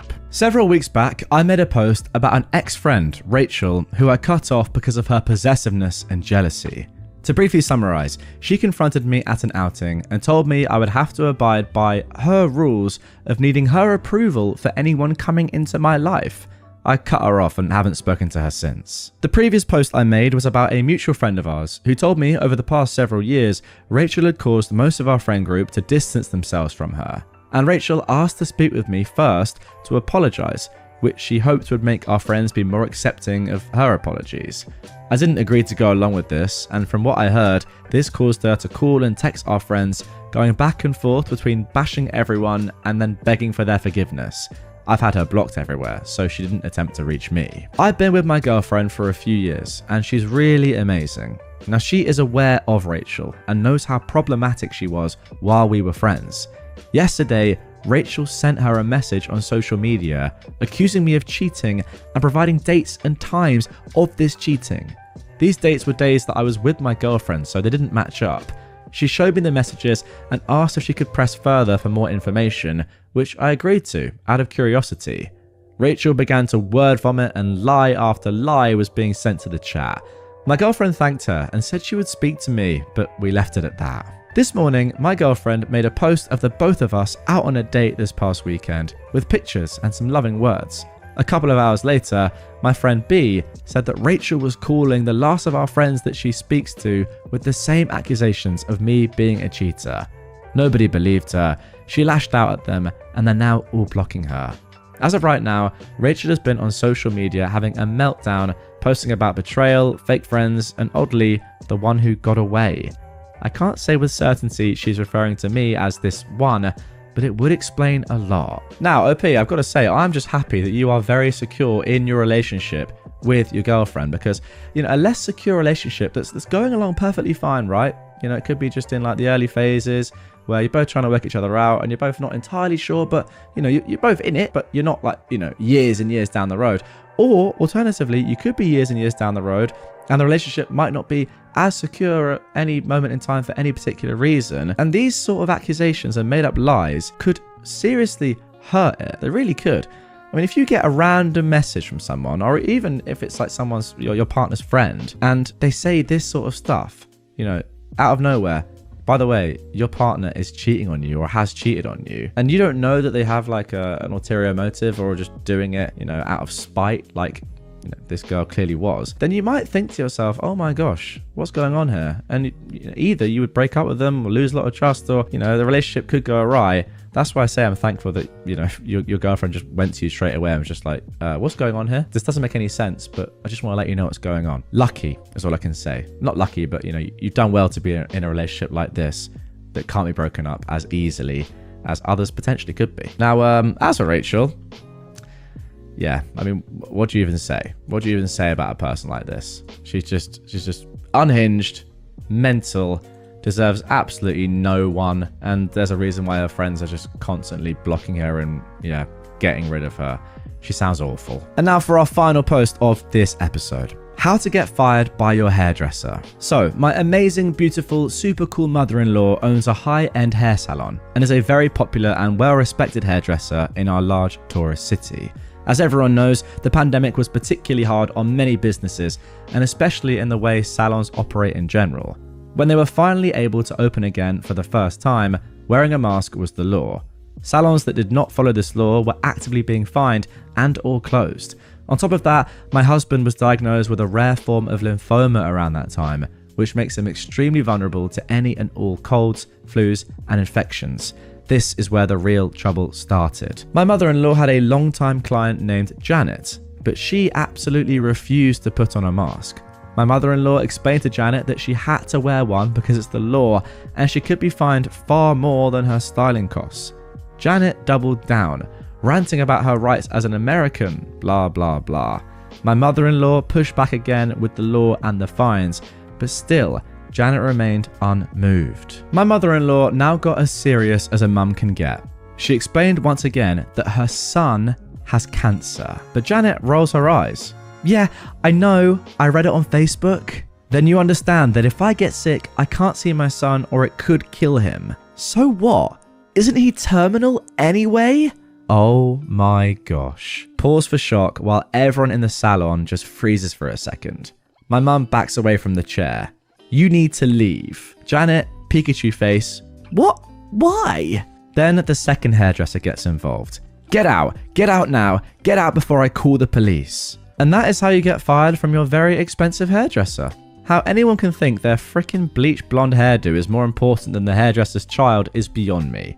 You know that woman has scissors in her hand, right? Finally, a little note about my husband's cancer. Yes, at the time his diagnosis was terminal, but thanks to advances in science, he's now living with cancer instead of dying from it. However, he is still quite vulnerable to germs and viruses because it's lymphoma. Okay, well that is good news at least, but yeah, I mean, saying, isn't he terminal anyway? That is just absolutely awful. I mean, it just doesn't get much worse than that, really. Doesn't get much worse. And it clearly comes from someone that just doesn't understand cancer at all. Has never dealt with it or has never had anyone in their family deal with it. It's just obvious. And to be honest, I feel like she should have just been like punched in the face. Sometimes physical violence, guys, has to be the answer because otherwise you'll never learn. Now, I wouldn't actually ever preach that seriously, but genuinely, at moments like this, how do you make this person learn that what they're saying is just disgraceful? And how do you stop them from doing it again or just changing their perspective? You have to punch them in the face. That is the moral of the story. My father demands an apology after 10 years of no contact. When I was 11 years old, my parents divorced. My father cheated a lot, and my mother forgave him every time because she wanted to keep the family together. But then when I was 11, my father cheated again and ran off with this woman. What followed was a huge divorce with a lot of fighting and arguing. The only thing my father didn't want was us as children. It was decided that I had to go to my father at the weekends. Because where I live, divorces go through the courts, and they think it's important that children continue to see both their parents. During these weekends, I was used more as a kind of Cinderella by my father and his girlfriend, and I was systematically abused mentally and physically. Every time I made a mistake in their eyes, didn't do something the way they wanted, didn't get things done on time because I had a lot to do, I was beaten with objects or just by hand. My father's favourite thing was his belt, and my stepmother liked to use an electric fly swatter, which gives off electric shocks when you turn it on so that you can kill the fly without crushing it, so to speak. If you hold it against your skin with the metal part, you'll get a pretty hard electric shock. To this day, I'm terrified of electric fly swatters, even though where I live, they are very common household things. I managed to hide the abuse for years by wearing baggy clothes with long sleeves, whether it was summer or winter. Because of this, I quickly became the weird kid at school and had no friends. The abuse had enormous mental consequences, but I wanted to persevere because I was afraid that if I stopped coming on weekends, my father's girlfriend would work out her anger on my little sister. She was only 5 when my parents broke up. I withdrew more and more to my room when I was with my mother so that I didn't have to talk to her. My mother is a sweetheart. She's really sweet and friendly and only wanted the best for me. She thought I was having trouble with the divorce and that I was starting to go through puberty. She regularly suggested that I go to a therapist, but I always didn't want to because I wanted to protect my sister. When I was 16, my gym teacher found out about the bruises because I suffered an injury during sports class and she had to look at my legs. As a result, Child Protection was immediately called to see that I was covered in them. My mother was so shocked that she kept me and my sister at home from that moment on. The judge decided that the contact arrangements were terminated and that we as children no longer had to visit my father. My father has always blamed me for the fact that he no longer sees his children. He called me a bad daughter and said that I should never have told anyone what happened in our home. He felt that it was no one's business and that it was good parenting, that it would make me hard and grow up to be a strong woman who could serve her husband in this way, that if I behaved better and did what I was told, I wouldn't have to be beaten. 10 years have passed since then. Because of what happened and the fact that we lived in a small village, everyone knows what occurred and what he and his now wife did to me. I moved far away from them and cut off all contact. I went to therapy to learn to deal with everything. I have a very sweet partner who supports me and also helps me to overcome my fears that I developed because of my father. I regularly have panic attacks at home and I'm afraid of being home alone. We bought a video doorbell so I can see who is at the door without having to go to it because I'm afraid that he'll find out my address and come to see me. He's already tried to find out my address a few times through my sister since she has been in contact with him again for a few years. Her reasoning was that they've not done anything to her and they were always kind to her, so she sees no reason not to visit regularly. That is interesting. Recently, I received a letter from my father through my sister in which he demanded that I apologize for my behavior and that because of me, the entire village thinks he is a disgrace. Yeah, I wonder why. In the letter, he said that he is getting older and his hearing and vision are getting worse. He demands that I apologize to him and that I introduce him to my partner, who really doesn't want that because he knows my entire history. He thinks he's been a good father and that being raised by my mother has made me soft and that I am now a bad woman because I'm pursuing a career outside the home in biology. My sister tells me that I should just say sorry and that he will really leave me alone afterwards. He really just wants to hear that he was a good father and that I regret talking to people 10 years ago when they saw my bruises. But I really don't want to. But my sister and father's family keep pestering me to say that I should just do it so that he can close it off and the village will no longer find him a shame. I really don't want to, and I haven't slept at night because of it. I don't know what to do anymore, and my partner tries to keep me calm so I don't have to think about it anymore because it gives me panic attacks. But my father and his family keep insisting and nagging me to do it by sending me messages on social media and calling or WhatsApping me. I keep blocking them, but they create new throwaway accounts to reach me or give letters and messages to my sister so that she can give them to me. I didn't tell my mother about this because she already feels very guilty that she didn't notice the abuse for all those years. So, what do you think? Should I just apologize to get it over with? Absolutely not. Why would you ever apologize? I mean, this is such a sad story. You can't ever even think about apologizing. And to be honest, I think it's very tragic that OP is even considering it, and it shows to me that the level of abuse that he suffered throughout his entire life. I mean, we know what physical effects it had, but mentally, the fact that you're in this situation and you're still even considering apologizing to your dad just shows the torture, the mental torture that you must have gone through and the impact it still has on you today. Like, if I put myself in that situation, obviously, you know, objectively, and I haven't had all the abuse that you've suffered for all those years, I just say, you know, straight off the bat, no. Why would I ever apologize? Obviously, he has to apologize to me. And even then, there's nothing he can even possibly say to excuse what he did for all those years. But because you're in this situation and you've had to deal with this for so long and it's clearly had such an effect on you, you're considering apologizing.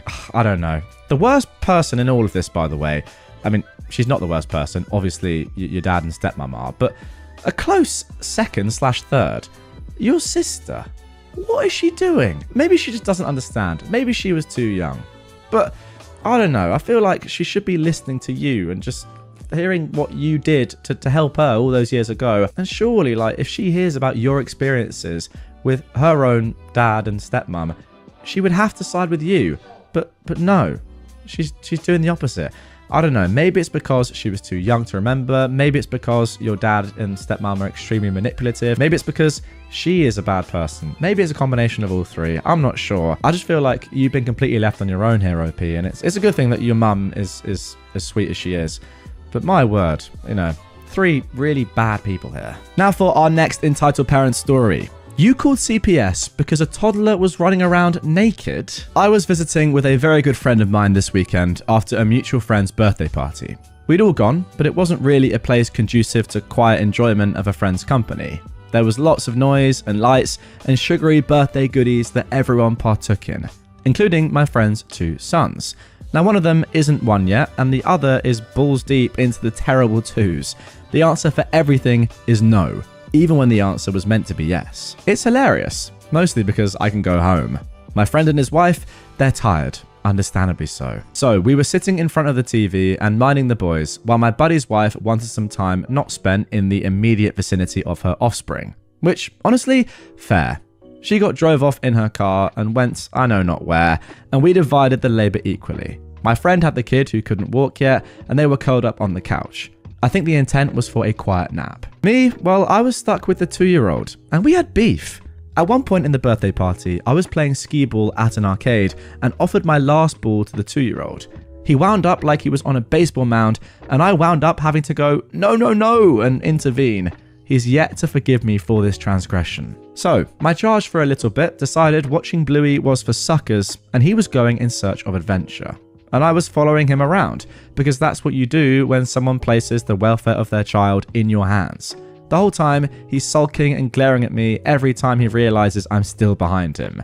It was so hard not to laugh because it was so overblown and dramatic. So we're in the boys' room and the kid I'm watching is currently trying to cram his little body under his bed and shouting about wanting mama.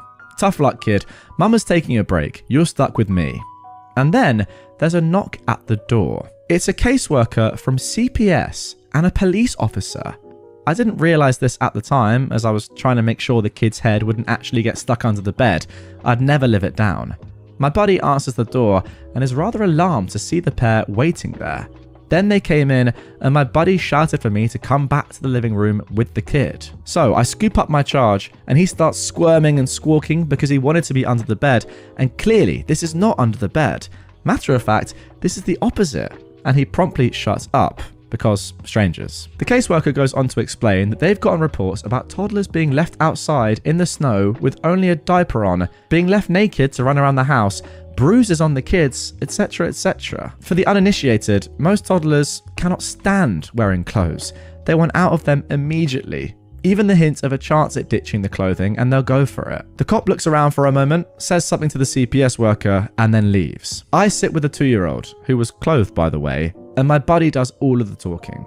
I can tell that he is furious, but I didn't really know why at the time. The caseworker wanders around the house a little bit, takes a look at both kids, then shrugs and says he can't see any evidence behind the report, but that everyone has to be investigated. They'll be in touch, but it won't be a home visit unless new evidence or reports come to light. After the caseworker leaves, my buddy hands me the not quite 1-year-old, takes out his phone and goes into the basement, and promptly starts screaming at the top of his lungs into the phone. The 1-year-old just went back to napping, and the 2-year-old showed some survival instincts. He just looked at me and said, "Daddy mad," and watched TV with me and his brother. My friend's mother had some sort of mental illness flare up on her out of nowhere. I don't really know the details because it's not my business, but what little I did hear about was horrific enough. Evidently, on Grandma's last visit, the 2-year-old managed to escape the clutches of bath time and wound up making a beeline straight out the open front door into the snow. He realised this was a poor life choice seconds after escaping, mostly from face planting into snow after tripping, and struggled not at all to be brought back in for bath time. Why was the door open? Grandma's new boyfriend was rather drunk and attempting to bring in a pile of Christmas gifts that were arriving in late January. He fell down the stairs when he tried opening the door, so they just propped the door open to allow easier offloading. In a nutshell, stuff happens. Kids have minds of their own and do their own thing. He was never in any actual danger, just a 2-year-old doing 2-year-old things. The fact that Grandma twisted the event in such a fashion honestly confuses me, especially since the root cause of the kid getting out at all wasn't even my friend's fault. The really fed up part about the report though, the reason there was a cop there was because Grandma told CPS that her son was an alcoholic with a mean streak when he was drunk, and that he kept a gun at the door. He does keep a gun by the door, to be fair. It's a double-barrel shotgun and a small safe with a keypad because he lives in the boonies and it's not unusual to see things like bears. To the best of my knowledge, the only time the gun is fired is at range, so my buddy and his wife can use the weapon competently if the need should arise. Her own son, though. Now, some parents can be difficult, alright? I hold my hands up. Some grandparents can be difficult, some parents can be difficult, and, you know, not always is it a good idea to have your parent look after your child. I do feel like this is one of those occasions where maybe you don't let your mum look after your kid anymore. I do, though, have to say that there's levels to this game. Calling CPS on your own son, that is mad. I don't really understand even why she did that. Okay, sorry, she didn't call CPS, someone else did. But then, sorry, the grandma saying that her own son was an alcoholic with a mean streak is absolutely mental. That's the reason why the cop was there, of course. I don't know, like, it's bad enough that someone calls CPS. I think, yeah, it happens, you could say, but also it's not great. I mean, a 2-year-old being able to run outside on their own, it's very dangerous. As we saw with a story not long ago, you know, a kid abandoned on their own outside can have serious repercussions. But then, yeah, doubling down and saying, oh, actually, no, it's because of my son who's an alcoholic, mad. And look, I get it, she has a mental illness. Does that excuse this? Does that allow for this? I would say no. Obviously, you need more context there. But yeah, I think the easiest thing to do is just, you know, maybe you don't cut her off, but just don't let her ever look after your kid. My bio mum's husband offered to adopt me. I'm already adopted. I am 18, non-binary.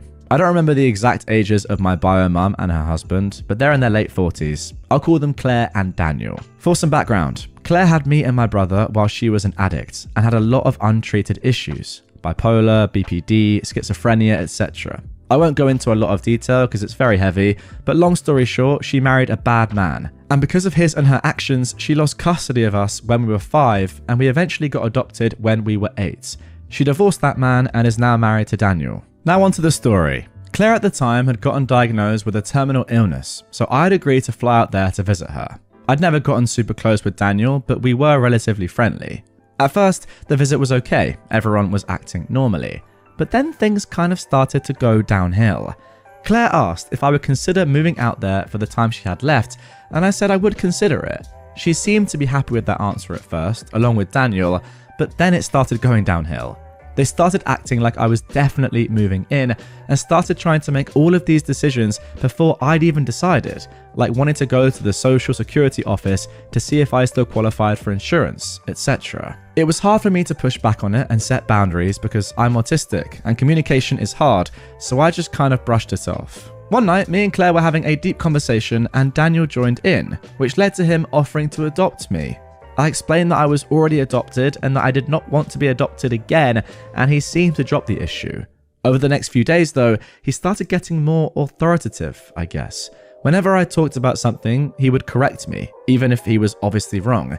It even got to the point when I was trying to bond with him and talk to him about my trans experience, he straight up said that I should try to be comfortable being a woman and that he didn't want me to get gender-affirming surgery, that I needed to fully experience being a woman before I decided. I deflected from the topic but felt very uncomfortable. When I flew home and told my mum everything, she texted Claire saying that she basically needed to take a chill pill and that Daniel needed to stop inserting himself in our lives like he was a parent. The last thing I heard about the situation is that when my brother visited later, Daniel told him something basically to the effect that I was influenced easily and that's why I'm non-binary. I haven't talked to him since besides saying hi when I'm on the phone with Claire. I mean, the strange thing is that your bio mum's husband doesn't already know that you're adopted. Unless he does know and he just wants to re-adopt you or cancel the adoption that has already happened and take over. You know, like when a manager gets sacked. Is he the new manager? Is he the caretaker manager? Is that what he wants to be? I think once again, it's been the case with multiple stories here. You just need to stay away from these entitled parents. That really is the key thing. That is the common denominator throughout every entitled parent story ever, realistically. Just stay away from them. But yeah, I think it's much harder when they are your own family. I mean, we also have to, of course, talk about the fact that he's saying, oh yeah, don't transition, man. Well, not man, but you know what I mean. Don't transition. You need to experience what it's like to be a woman. What is that? I mean, what is that? At what age do you have full experience of being a woman? That's my question. And again, it makes me think of an episode the other day where somebody said, you're not a lesbian, you just haven't had the right D yet. It's along those sort of lines. It's crazy. Now, someone's actually commented down below that they have a creepy feeling it's not going to be adoption, but actually a relationship, especially with him not wanting you to transition. Now, I don't know about that, but then they've also said, do you have an uncanny resemblance to your bio mum? So I guess this person is saying once your bio mum passes away, he might want to get with you and replace her with someone that has similar DNA and looks similar. If that's the case, that is mental. I wouldn't suggest that myself, but apparently actually just looking, OP has said that in the past they've talked about their sex life to me, talked about their relationship, and when he was talking about wanting me to have the full experience of a woman, he was talking about the topic no one should be talking about with their wife's kid that they barely know. Okay, that's just, yeah, really, really creepy. I've had enough. My husband of 7 years, we are both 30 years old, is really angry that I refused to quit my job to become a stay-at-home wife/girlfriend. Not sure what to do. This was originally posted on April the 2nd, 2023. I love my husband, and he is an amazing man, but we have flaws like everyone else. We both aged out of foster care and met at a youth fulfillment program, basically a work camp that helps kids with no families learn the fundamentals for living, finances, certificates as needed. We were both 18 and stayed in contact after the program ended. He made it clear he liked me, but I was truly petrified of men at that point in my life due to past experiences, and I rejected him a bit harshly. I reached out to apologize and we became friends. Then a year or two later, I saw he posted on Snapchat that he was in my area. I asked if he'd want to go on a date so I could practice being comfortable around guys, and he agreed. He never made a move, never touched me, never made weird eye contact. If I said no, he didn't ask a second time, not even as a suggestion.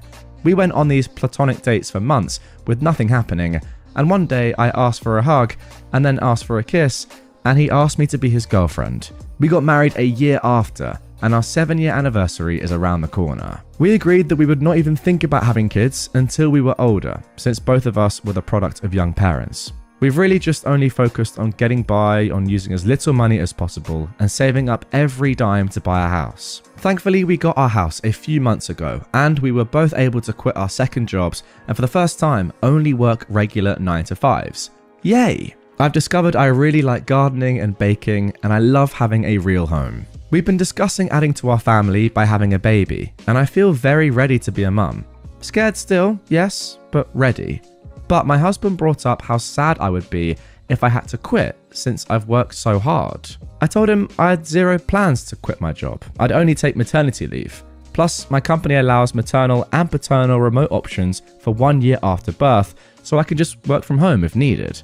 I know it's a lot to do with a newborn, but giving up the security of my paycheck is simply not an option. He told me this was what we worked for, to make our own perfect family, opposite from what ours were like. And I was blindsiding him by changing my plans. And I told him, no plan has changed. I can have a career and be a mum.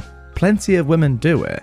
He doesn't have to quit his job to be a dad, so why should I? He said it wouldn't work for a baby's needs. And I told him, okay, since I make more money than you do, why don't you quit? And I go back to work remotely after healing from birth.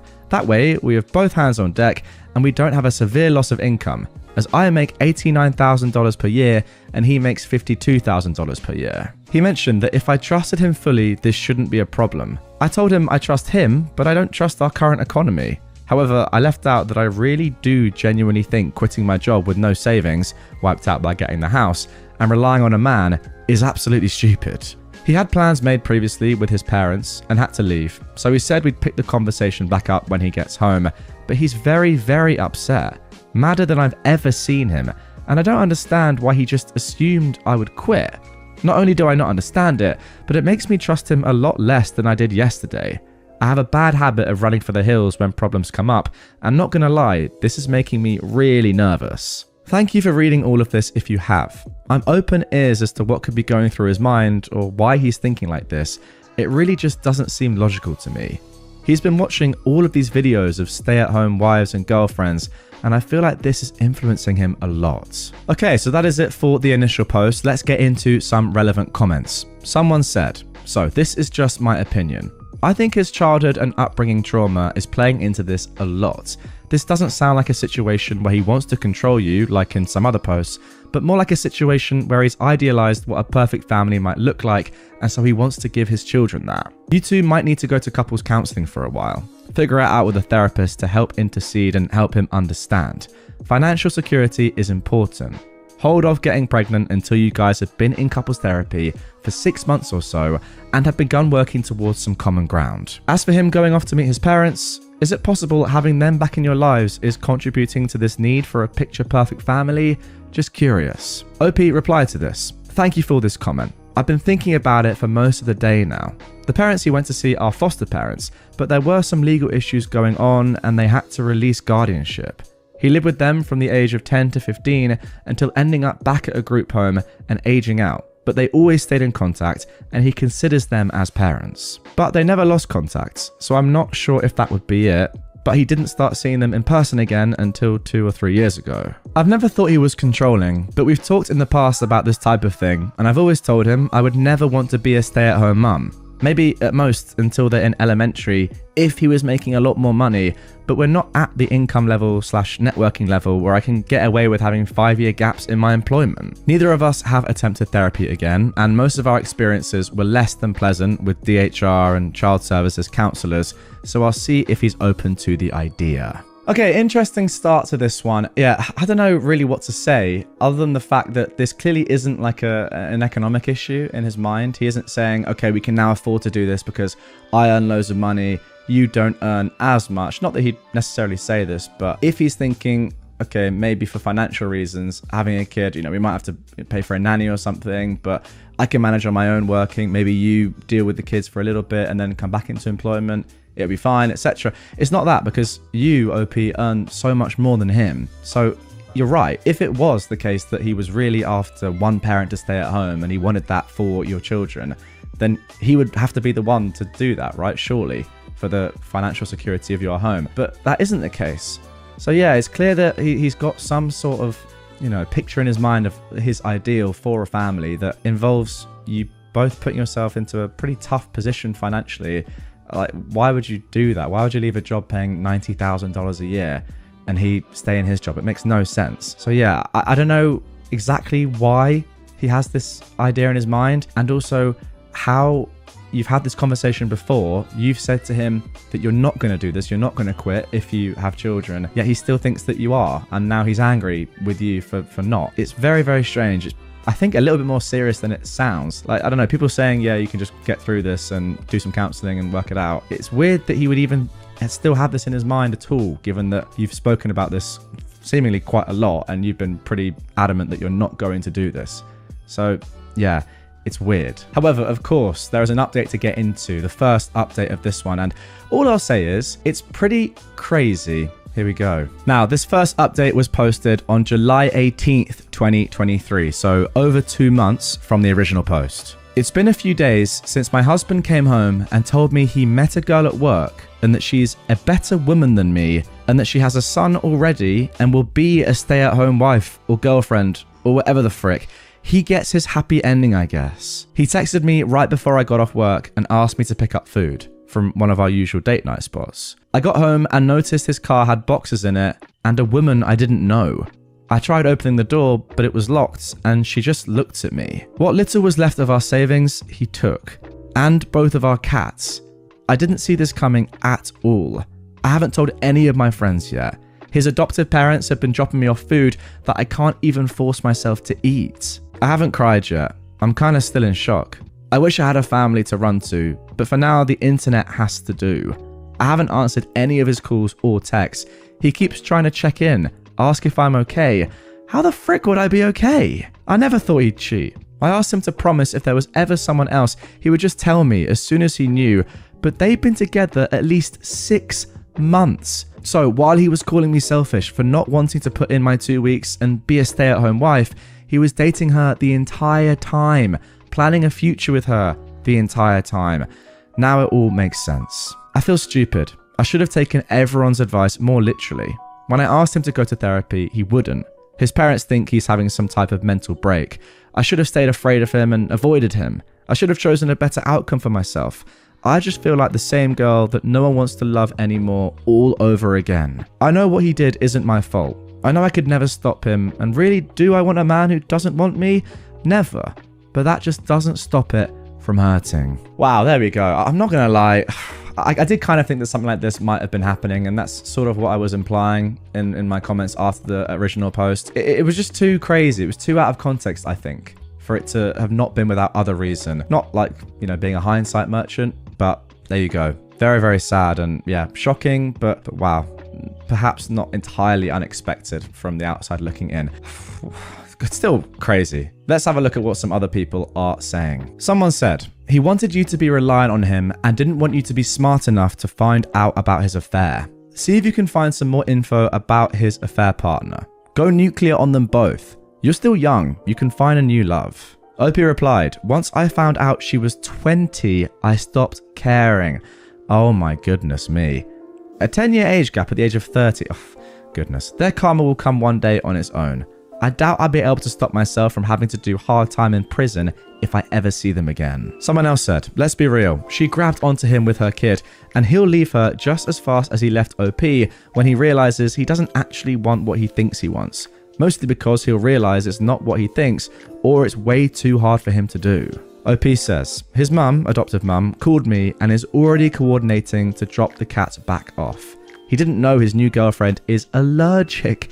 At least I get a little laugh already. Oh my god. That just shows how little he knows her. My word. If you didn't even know that, the same person replies, imagine what other surprises he's going to discover. Yes, exactly. What did he do? Just grab the first woman who'd agree with his idea of what a relationship looks like and say, she'll do? Yeah, to be honest, it does kind of feel that way. Okay, now let's get into the second update. This was posted on July 27th, 2023. I really want to say thank you from the bottom of my heart to all of the people who reached out to me with well wishes, especially other spouses who experienced similar. It helps so much more than you could ever know. There have been a few things that have happened, and honestly, I'm exhausted in every way possible. So the input from folks has been really useful in organizing my thoughts and keeping an open mind. I couldn't help it, but for days I compared us and wondered what the frick he could have been thinking until I realized she is a carbon copy of his biological mother, or at least the stories he heard about her since she died when he was 5. I hate that I feel bad for him still, even after what he's done, but we offered him support for his thoughts. We urged him to go to therapy. I even offered to pay for it myself, and he was too prideful. I lost both of my parents too, at an older age with even more core memories with them, so it wasn't a boat he was in alone, but he chose to act like it was and wallow in self-pity. He called me on our 7-year wedding anniversary, minutes after midnight, whispering apologies and saying he feels so guilty. I asked for what, and he just said, well, you know, what we're going through. I told him, no, it's what you're doing. We are going through nothing. I was abandoned by my husband, exposed to God knows what, while you were screwing her and coming back home to me. We were still having sex like every single day, so I made sure he knew just how disgusting I thought he was. Then he got angry and told me he only started cheating because I couldn't follow his lead. Sir, look where you led yourself. Our entire marriage I've pushed him career-wise. Heck, the job he has right now I applied to on his behalf. Meanwhile, I'm pretty sure he doesn't or didn't even know what my full-time job title is. I pushed him to reach out to the adoptive parents when he started getting family obsessed, but neither of us were ready for a kid. He went on about how I broke my promise first when I decided I didn't want to be a real mum by not quitting. That I was turning his adoptive parents against him because they are refusing to meet his new girlfriend.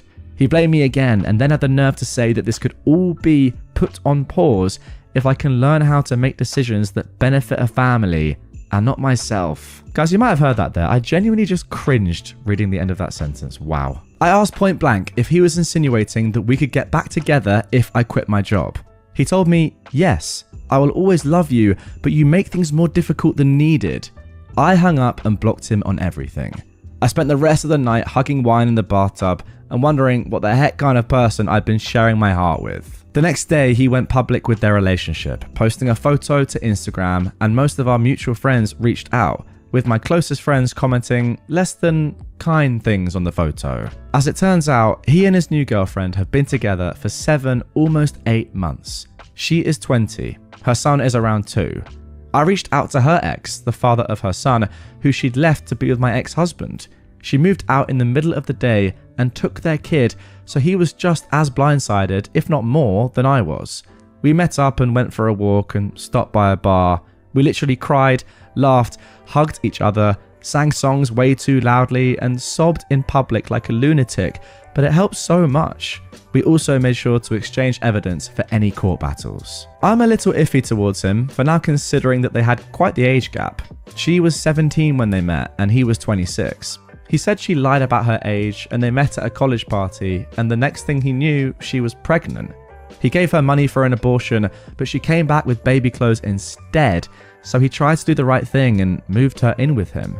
Also, she's not actually allergic to cats, she just hates them. She was also very aware that he was married and has been to the house multiple times. He admitted he had cheated on her before their son had been born, while she was pregnant, but that she didn't tell him she knew until after she had moved out with their son. He said he was still texting her every day, not just about their son, but also about possibly working things out. He wants her back, but she seems to be head over heels for my husband, just like I was.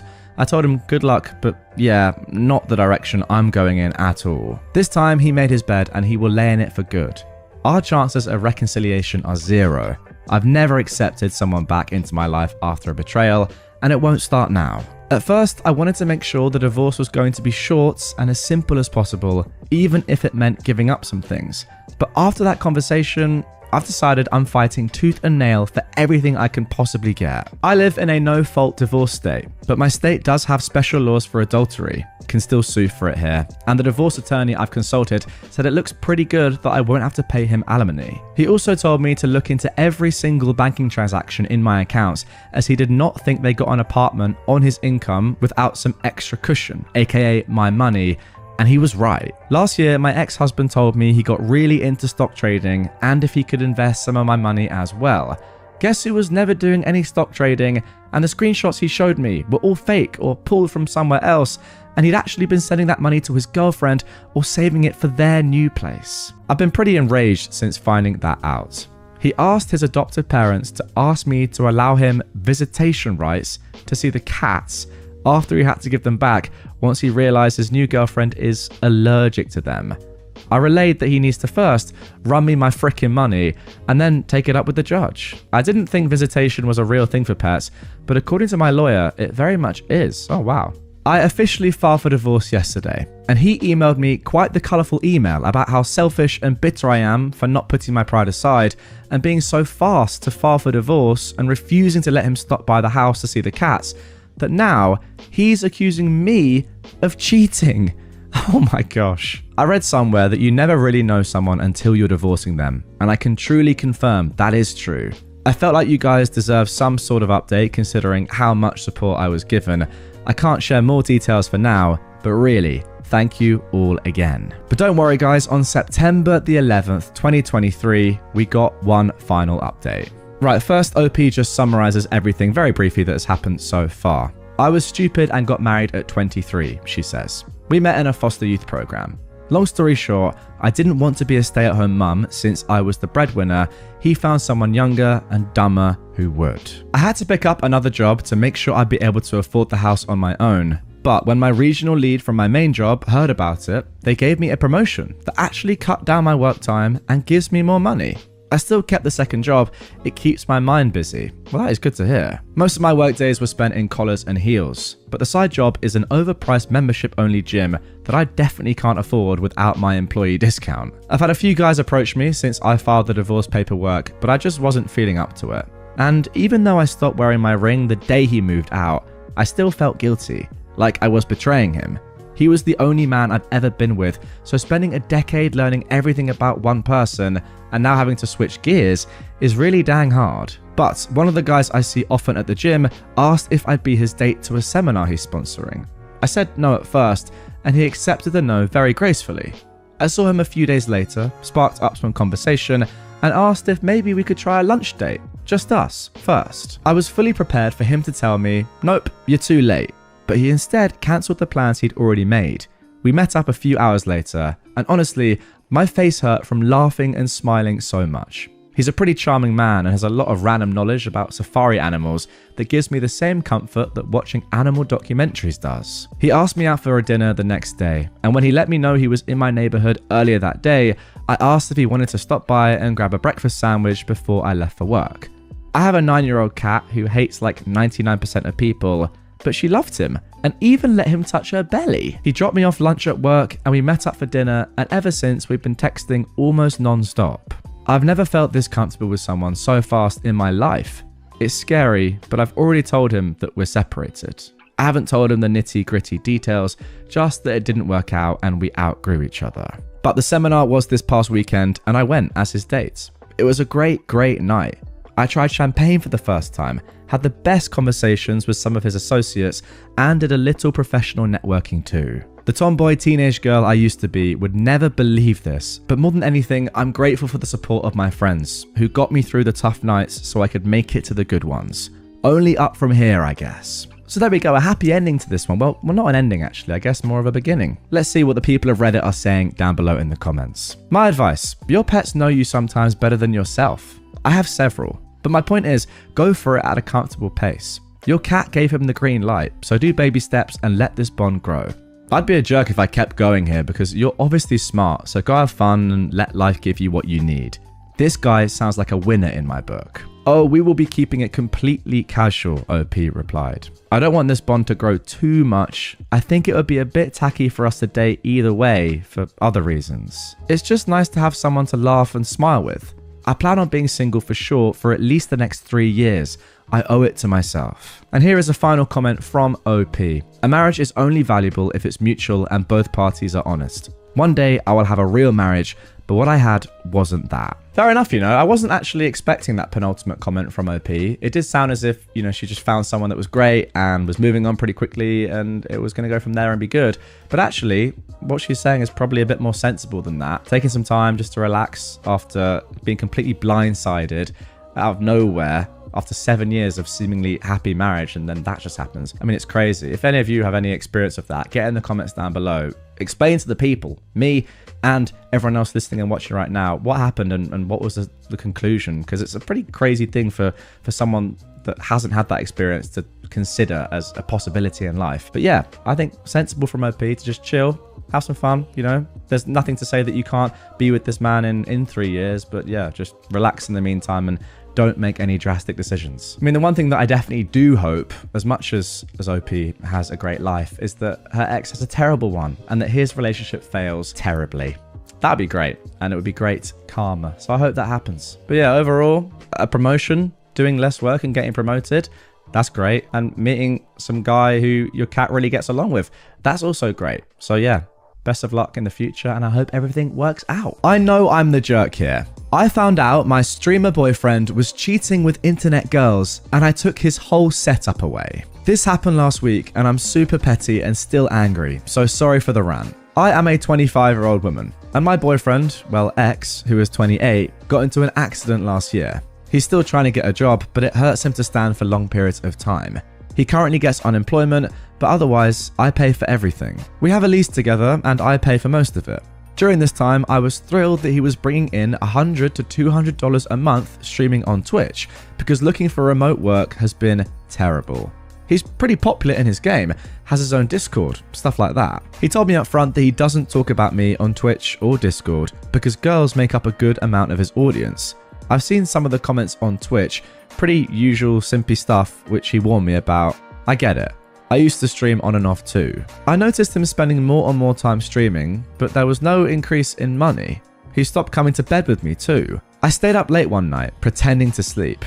At about 2 AM, it got quiet, but I heard him talking. I heard him say, "Check your Snapchat," and yeah, I have to be quiet because my roommate is asleep. Roommate? I went to the living room and pulled his headset out of the jack. It was a woman's voice. He powered his computer off and started saying, "What the frick? I told you, it's how I make money. Blah, blah, blah." I told him to open Discord on his phone and show me his messages. He refused. Maintaining the illusion of being single for the sake of work, I understand. But what he's actually doing, a little graphic, sorry, in my eyes, is cheating. I grabbed his phone and locked myself in the bathroom. He didn't change his password, so I got into his Snap and Discord. All girls. Nudes and videos saved on Snapchat of them doing stuff together. There were Discord messages saying he can't voice chat because his roommate is so loud and annoying. Conveniently, these were hours I'm home from work. All these girls seem to all think he's in a relationship with them. I didn't get to see too much else because he was banging on the door. Now here is where I know I'm the jerk, but I don't feel bad. I grabbed a few things and left. I went back in 2 days with my previous ex and 2 best friends. I'm super petty, and he's always been insecure about my ex. We were no contact because of it, but I didn't hesitate to tell him everything. I also rented a small U-Haul. Not gonna lie, if you're gonna humiliate me behind my back, I'll humiliate you to your face. I get it, it made him feel unsafe, having a guy he's insecure about standing there keeping me safe, but I still don't regret it. I Venmo'd him the electric Jew and wrote it on the message. I grabbed all of my stuff, including the ring light and mic he uses to stream. His successful streaming career can help him pay for new ones. The router's mine too. The desk is mine, his computer went on the floor, the bed's mine. He can have the couch though. The air fryer's mine. I pretty much took everything I outright paid for or bought. I told the landlord I won't be renewing if he chooses to renew the lease, and I paid final rent. Luckily, the lease is up in 2 months. I really hope he rots. I cooked. I cleaned. I supported his streaming career. I was so naive. I knew people could be like this, but I never expected it. I haven't gamed since then. I'm sick to my stomach. My Switch is laying in the bottom of my suitcase. I haven't logged in to feed my pals in Pal World. I hope this hasn't ruined gaming for me forever. He hasn't even bothered to reach out. probably playing the victim. Okay, so there we go. That is the post, but OP has actually left a couple of comments down below. First of all, she says, wow, thank you for all the comments. Obviously, they're extremely positive, as you guys can probably imagine. She says, I guess I was tripped up that if I was a guy doing this to a cheating girl, it would definitely come off abusive in some way. So I figured I'm being a jerk, but I don't care. But in reality, I think we can all agree, there's no way that OP is the jerk here at all. This is just good karma. Now here's a further edit from OP. This is my last petty action. In the game he plays, there are competitive 50v50 wars. Each account is locked, I believe, for 48 hours after each war to prevent the same 100 people being in every war. To counter it, the players all share Steam passwords with no 2FA so they can loophole the system. Well, he didn't change his password. I dropped all his items on the ground, handed his gold to random people passing by, and spammed some gross stuff on global chat because this company is notorious for permabanning and saying, won't respond to you again if you try to pester them. Bye bye 10,000 plus hours. And then one final edit. You guys are insane. This post got circulated in some discourse from the game. I still won't confirm identity, by the way. It's his choice to own up or not. He ended up refunding my Venmo with a message asking to talk, so I will do that tomorrow. I may or may not update, but either way, thanks for all the support, everyone. It felt so good to get it off my chest. And as of today, at the time of recording, we haven't had a future update. Let me just check. When was this originally posted? Yeah, just 19 hours ago at the time of recording. I want to give you guys the freshest stories on the internet. So yeah, there probably isn't time for an update. But if you want me to, I will look out. And if there is another one, I can give that to you guys. Just drop me a comment down below. But yeah, it's crazy, isn't it, that OP thought she was the jerk here when she's the one being cheated on and all she's doing is saying, no, I'm done with this relationship and I'm taking back the stuff that I bought that is mine. Doesn't matter if you're lending it to your boyfriend to stream. And by the way, is he really justifying chatting to other girls and not saying that he has a girlfriend because he's making $100 to $200 a month? I mean, really? No disrespect, it's an okay amount of money, but you cannot even get close to living on that amount of money. Let's just all be honest here. So yeah, saying that, oh, I need to maintain this facade that I'm single because I'm making so much money from these simping girls online. Absolute bull. Just clearly an excuse to cheat. All right, now for our second story of this episode. This one involves another cheater. Now, this was originally posted on October the 16th, 2023 on the subreddit r/surviving infidelity with the title, my wife just told me she's been seeing someone for the past 6 months. Been married 8 years, 5 and 6-year-old kids. I've been madly in love the whole time as she's an amazing person and mother. Literally keeps the family together and is just spectacular, truly. She was showing me something on her phone and I saw a text come in saying, I love you more.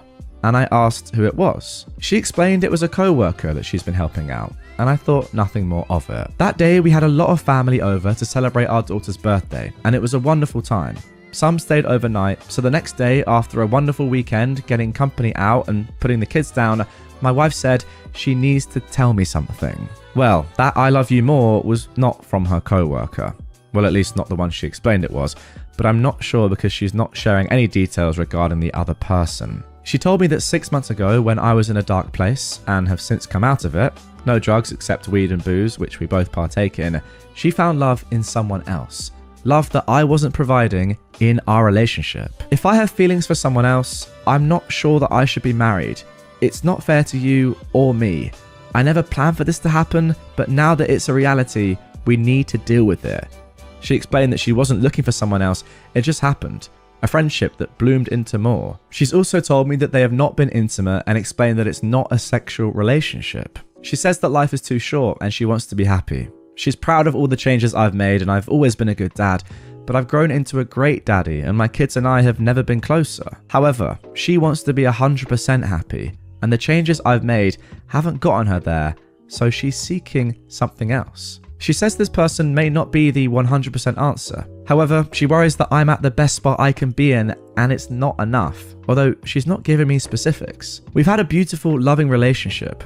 We know that we're good together and we have our stuff in line. We'd be the last couple that folks would think this is happening to. So I'm devastated. Absolutely, totally ripped apart and I don't know what to do. We own a house together that we're making payments on. I carry no debt besides said home, and she's in the same position. We had a perfect life together, and I'm suddenly being blindsided by this 6-month relationship where she has feelings for the guy and thinks it's best that we split. I have no idea how to move forward.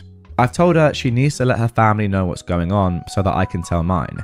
It's her cat to let out of the bag. I'm just so sad for our kids. When we were dating and in marriage, cheating was the one thing that would break us. We both come from broken families.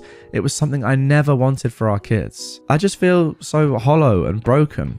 She is, or was, my everything, and I'm so thankful for the 10 years we've been together. But I think the writing is on the wall, and I'm helpless. It's all up to her.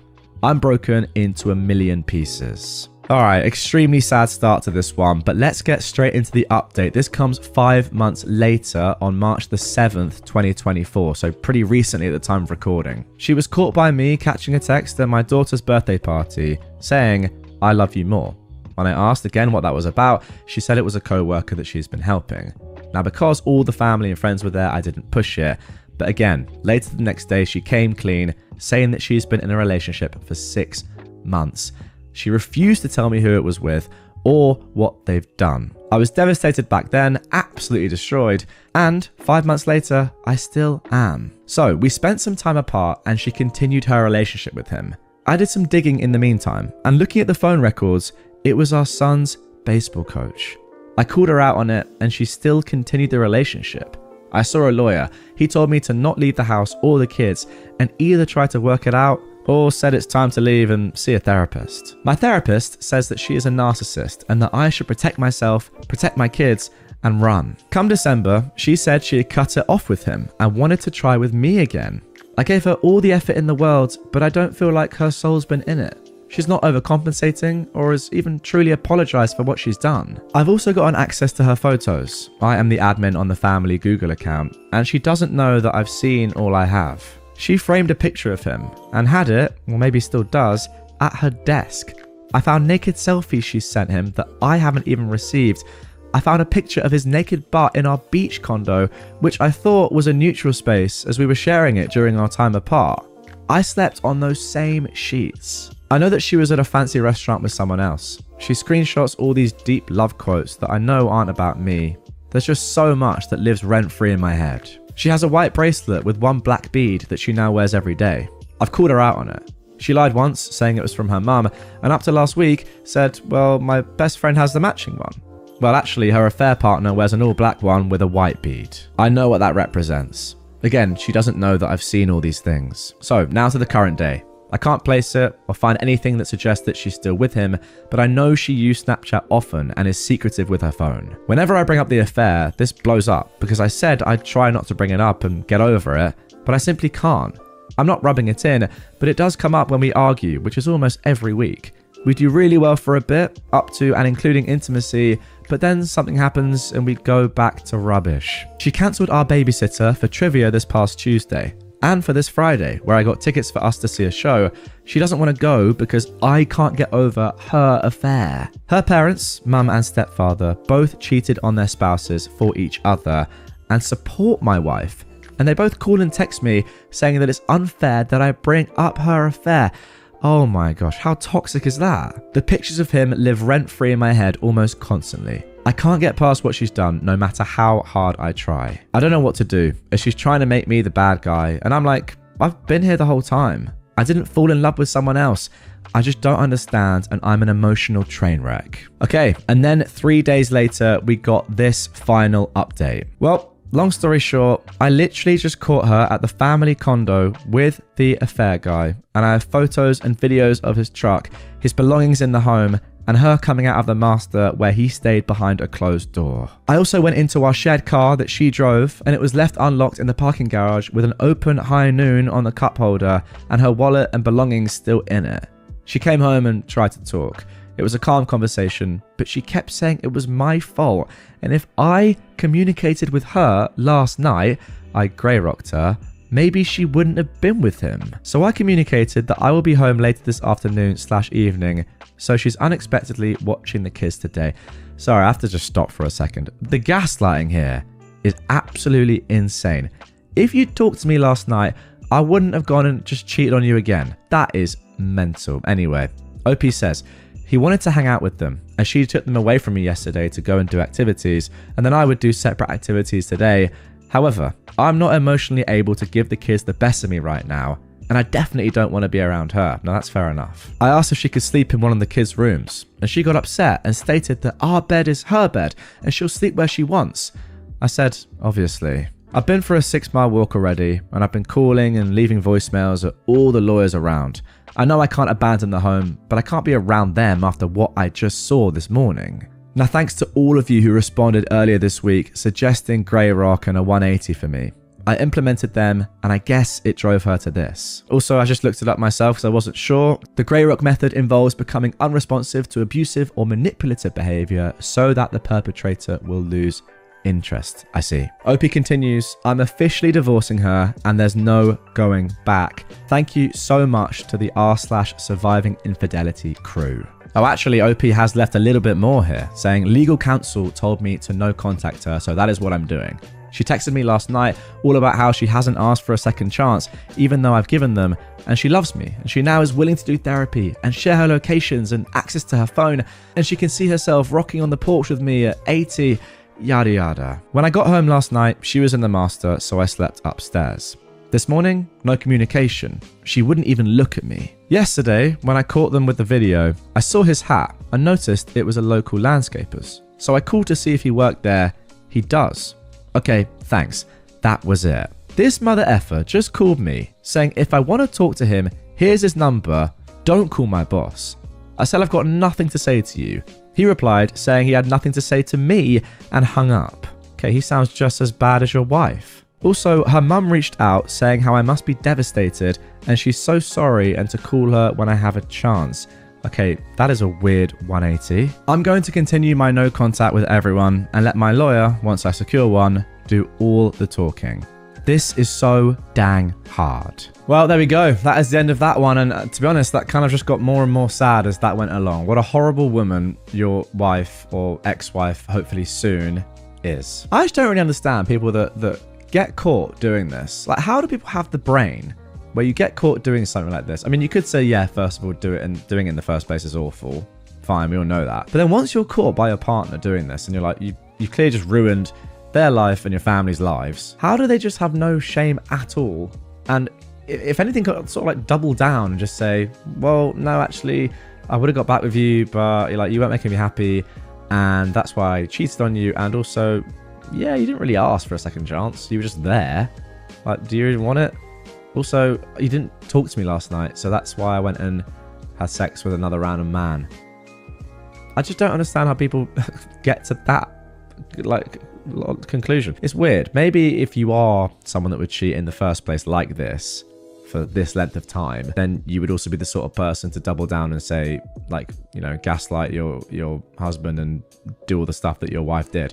I guess that kind of makes sense. But wow. Comment down below if you're a cheater. How do you do it, man? All right, now moving on to our third and final story of this episode. I found out why my boyfriend doesn't want to have sex with me. This was originally posted just 1 week ago at the time of recording. I am a 22-year-old woman, and I started dating my boyfriend, who is 25, a year ago. I was a pretty lean person and was very active when I met him.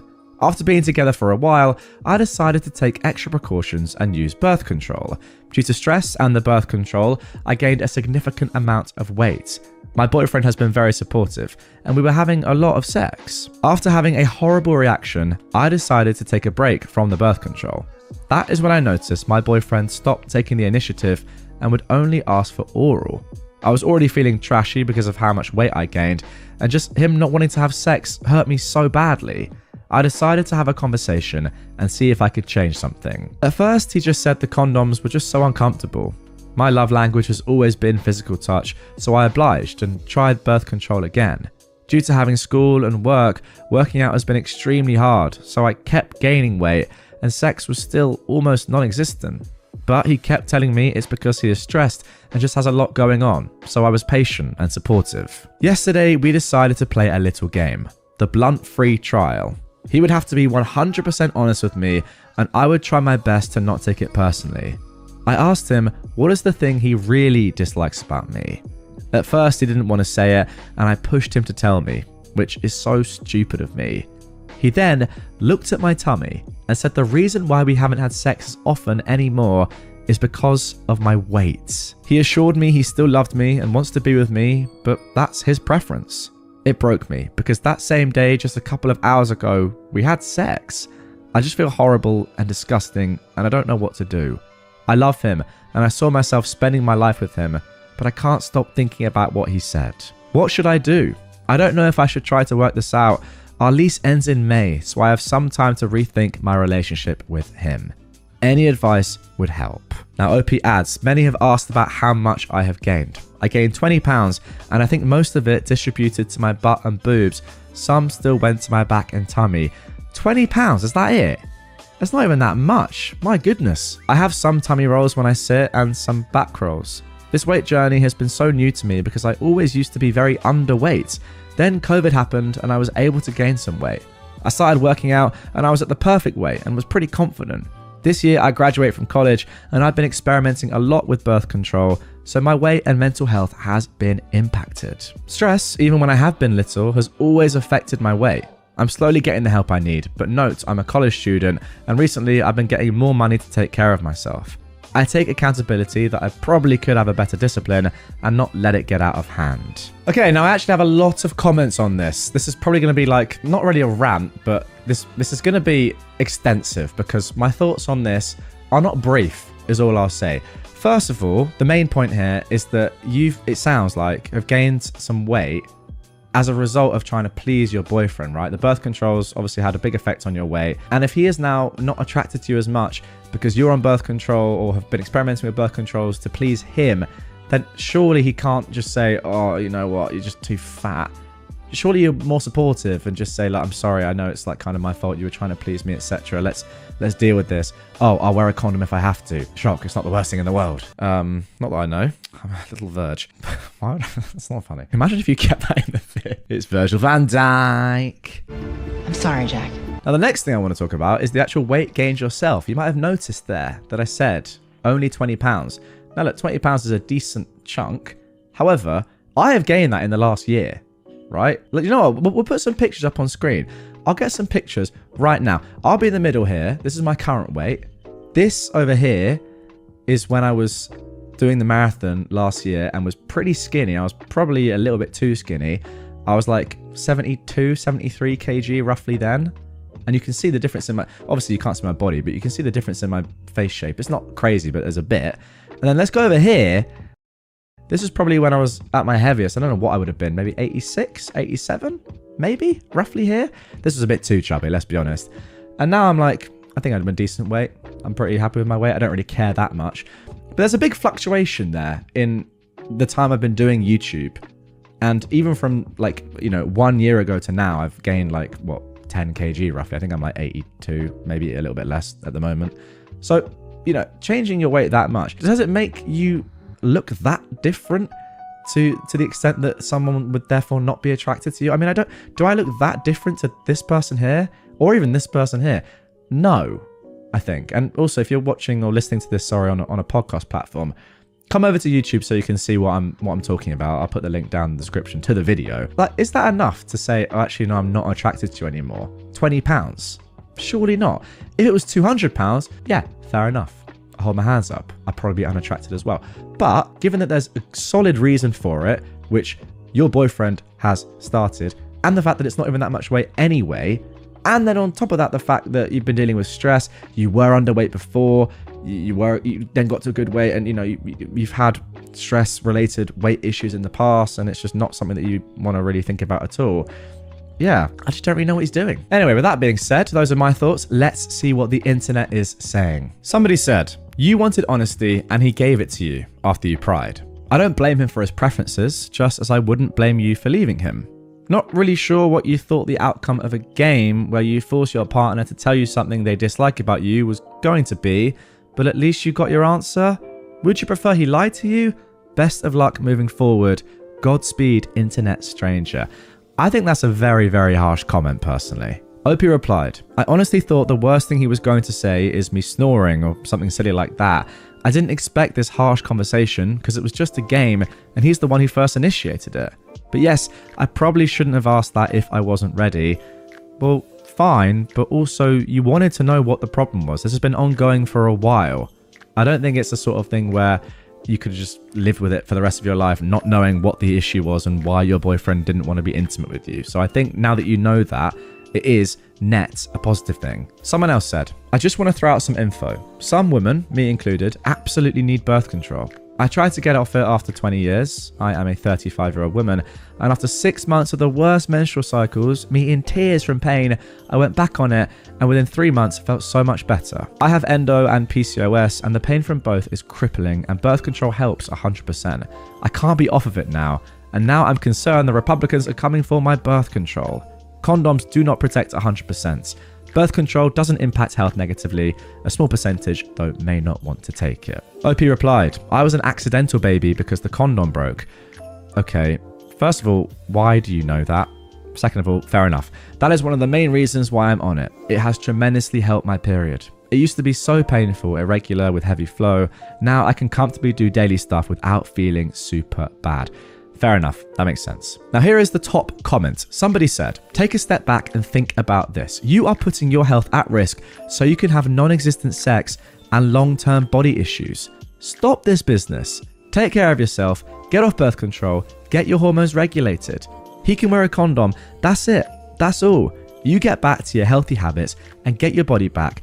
Don't put your health at risk like this. There we go. Finally, a proper comment which I can get behind. And then someone else said, throughout your life, your physical appearance will change. Here we go, exactly. It might be weight, you might lose your hair, you might lose a limb or your breasts. You likely hope to have a long life with a partner who will stick with you through those things. If he was no longer attracted to you due to the side effect of a medication, then his attraction is skin deep. Do with that information what you will. Could not have said it better myself. Exactly, it's not even just about weight. Anything could happen. Any deterioration of your physical attractiveness could happen, and by the way, will, obviously, with age. If your attraction is skin deep, it's never going to last. And perhaps OP is finding that out right now. Who knows? But a day later, we got this update. Hello, everyone. I was not expecting my last post to blow up. I love my boyfriend, and while many suggested to break up, I thought the best thing before considering breaking up is actually having a conversation. I sat him down and I told him my concerns with his comment, how uncomfortable and damaging it is, and how this all started because I started taking birth control. He was very understanding and apologized. He said it was a poor choice of words and that he loves me and will stand by my side no matter what size I am. He helped me create a mutual plan where we both would work out together at home and both get back in shape. After everyone's advice, I scheduled an appointment with my gynecologist to either find a better non-hormonal birth control or get off birth control and instead stick with condoms. He assured me that condoms are more than fine and that we probably should have stuck with them. Thank you so much for everyone's support and kindness, and if anyone is experiencing similar issues, I hope you find the support that I found on Reddit. Okay, a decent ending there. I respect this. Now, I've got to say, I'm a little bit doubtful long term, but at least your boyfriend is saying and doing the right things in the short term. I just feel like, you know, the sort of person that would actually do the things he did, act the way he did, say the things he did in the first place. You can't just like ignore that going forward. And I think there would be personally trust issues there if you ever did gain weight or didn't lose the weight. And you don't want to be in a sort of kind of stage of your life where you're trying to lose weight for somebody else. I just don't think that's ever healthy. So as long as you're doing it for you, I mean, that's fine. The stuff with the condom and you being on birth control makes complete sense, obviously. And I like that he admitted that he probably should have stuck with that in the first place. But yeah, overall, I don't know. I feel like, see how it goes. But yeah, I'd be a little bit concerned, although that probably is the pessimist in me. I do think it's good that you haven't just jumped straight to a definite conclusion as to finish this relationship immediately, because that does seem a little bit too short-sighted. So genuinely, OP, best of luck. My husband doesn't know that I know what he's up to. This was originally posted on February 26th of this year. I am a 33-year-old woman. My husband is 34. We had our first baby back in June of last year. My husband's aunt gifted our son a lovely chunky knitted blanket. The blanket is so soft, and I have made multiple comments about how I would like to find a full-size blanket just like it because it's so cozy and I'm kind of jealous of my baby. Well, this past weekend, my husband snuck off to the store. He refused to tell me where he was going and why, but I later found a plastic bag with the logo of a local crafting store. That evening, my husband stated that he would like to have an hour of alone time every night after our son goes to sleep. He stressed that he would not like to be disturbed, but if I needed him, then I could call or text him. I agreed to this because we're both adjusting to having very little me time since the birth of our son. Last night, during his alone time, our son started crying. I checked the baby monitor and saw that he had simply lost his pacifier and was going back to sleep. However, the baby monitor also shows part of our son's room, not just his crib. In the corner of his room, I saw my husband sitting on the floor with a bunch of chunky yarn in front of him. I turned the volume up and I heard that he was watching a YouTube video on how to finger knit. This sweet man is making me a blanket. He absolutely loves surprising me, but is terrible at keeping secrets. I just know that he is going to slip up and accidentally mention something about the blanket at some point. I plan on acting clueless so that I'll still be surprised when he gives it to me. I just love him so much, and I'm so delighted that he's learning a new skill so that I can have a custom blanket. Well, that is the most wholesome post I've ever read. Let's get into some comments. Somebody said, "Oh my goodness, the title makes this sound like it could have been something else, but it's so cute. Also, why do men seem to always forget about the baby monitor?" Yeah, I agree. The title saying, "My husband doesn't know that I know what he's up to," OP's done that on purpose. Very good. Someone else replied saying, "Because he isn't actually being deceptive. If anything, he's allowed her to know that he isn't up to anything by being in the view of the baby monitor. He's being very transparent about this surprise gift, and I love this for OP. It's something I will steal and do for my partner when we have kids." OP then replied, "So he just came home from work and mentioned his alone time again. To keep up the facade, I asked him what he'd be doing during that time, and he said, just working on some stuff. Since he's so terrible at keeping surprises, he always tells me, I have something planned, but I can't tell you what it is. And then we do this back and forth where I ask about it and he refuses to tell me. So for the sake of his surprise to me, I will keep occasionally asking him what he's up to during his alone time." On to another comment. Someone said, "Thank you for this lovely post and sweet story that is restoring some of my faith in marriage and humanity today. Please, please, please don't let me come back in several weeks to an update that he used the blanket to pay off a gambling debt, gave it to his best friend's ex for her birthday, or made it into a furry suit for himself. Reddit has been absolutely unhinged the past few months." I completely agree. On the one hand, this is a great post and is super wholesome, but also in the back of my mind, I'm thinking about all the truly awful stories I've read on here and thinking, please don't let it come to something like that. OP replied, "If he managed to knit himself a furry suit, I wouldn't even be mad. I'd just be wildly impressed that he had such talent." And finally, before we get into the update, someone commented, "What a sweet, lovely partner. Mine can't keep a secret either, and I love giving the validation of surprise and enthusiasm when they present the final piece to me. Just wonderful." OP says, "If you ask my husband, he would tell you he's very good at surprising me, but little does he know he's actually very obvious whenever he's planning something. I'm rarely surprised, but I always act like I am." Okay, and then just a couple of weeks ago on March the 13th, we got the update. So again, the brief backstory here. I posted recently, says OP, about how I checked the baby monitor while my son was sleeping, saw my husband sitting on the floor, finger knitting a blanket for me after I made a comment about how I wanted a chunky blanket. My sweet husband broke. He kept on mentioning that he was working on a surprise for me. I would occasionally ask what this mysterious project was, and he would get a cheeky smile and say, "I can't tell you." That eventually evolved into him repeatedly telling me that keeping the surprise was really hard and he just wanted to tell me. I kept then saying, "No, you've kept it a surprise for this long, you can keep going." But one day after dinner, he decided that he couldn't keep it in anymore. He showed it to me. It was only about a quarter done, but it was lovely. The yarn was really soft and was my favourite colour. I could tell that he'd taken his time because of the consistency of all the loops. Even unfinished, it was perfect. He told me that he kept moving it around to different hiding spots, but that since our house is very small, it was only a matter of time before I accidentally found it. He said he'd run out of yarn and asked if I wanted to pick out another colour to add to it. I said yes, and we made a little date out of it. We grabbed lunch and then walked around the craft store before I picked out a complementary colour to the one he chose. He hasn't had much time to work on it the last few days, but he assured me it will be finished by my birthday.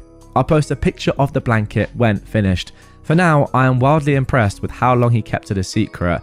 and I'm so excited to have my first ever handmade blanket. Okay, so there we go. Let's end with a couple of top comments. Someone said, oh my gosh, I was ready for another unhappy story, but this is the sweetest thing I've read on this sub.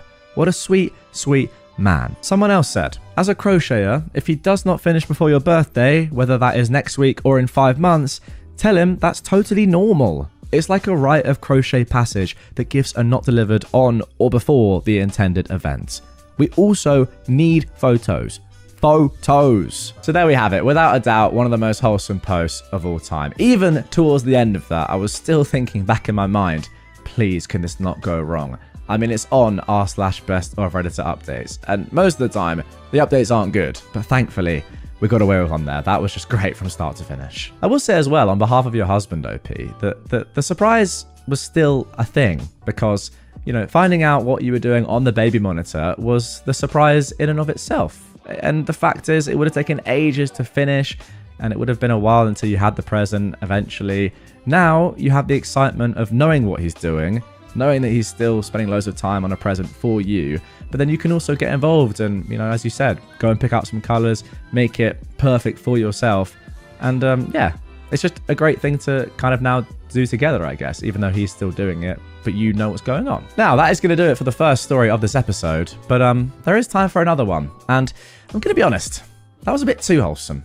Time to bring things back to reality. I'm your wife, not your mum. My 32-year-old wife always says this to me, a 34-year-old man, and I don't know how to respond.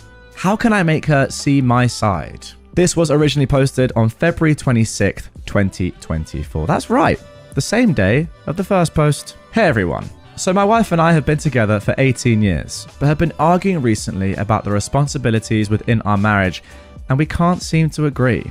I work full-time and my wife is a stay-at-home mother. We have 2 children. One is in school full-time and the other goes to preschool 2.5 days a week. Recently, my wife has been sending me the stupid TikToks that always say, your wife is your partner, not your mum, and essentially boils down to men should help out around the house, help with the kids and pick up after themselves.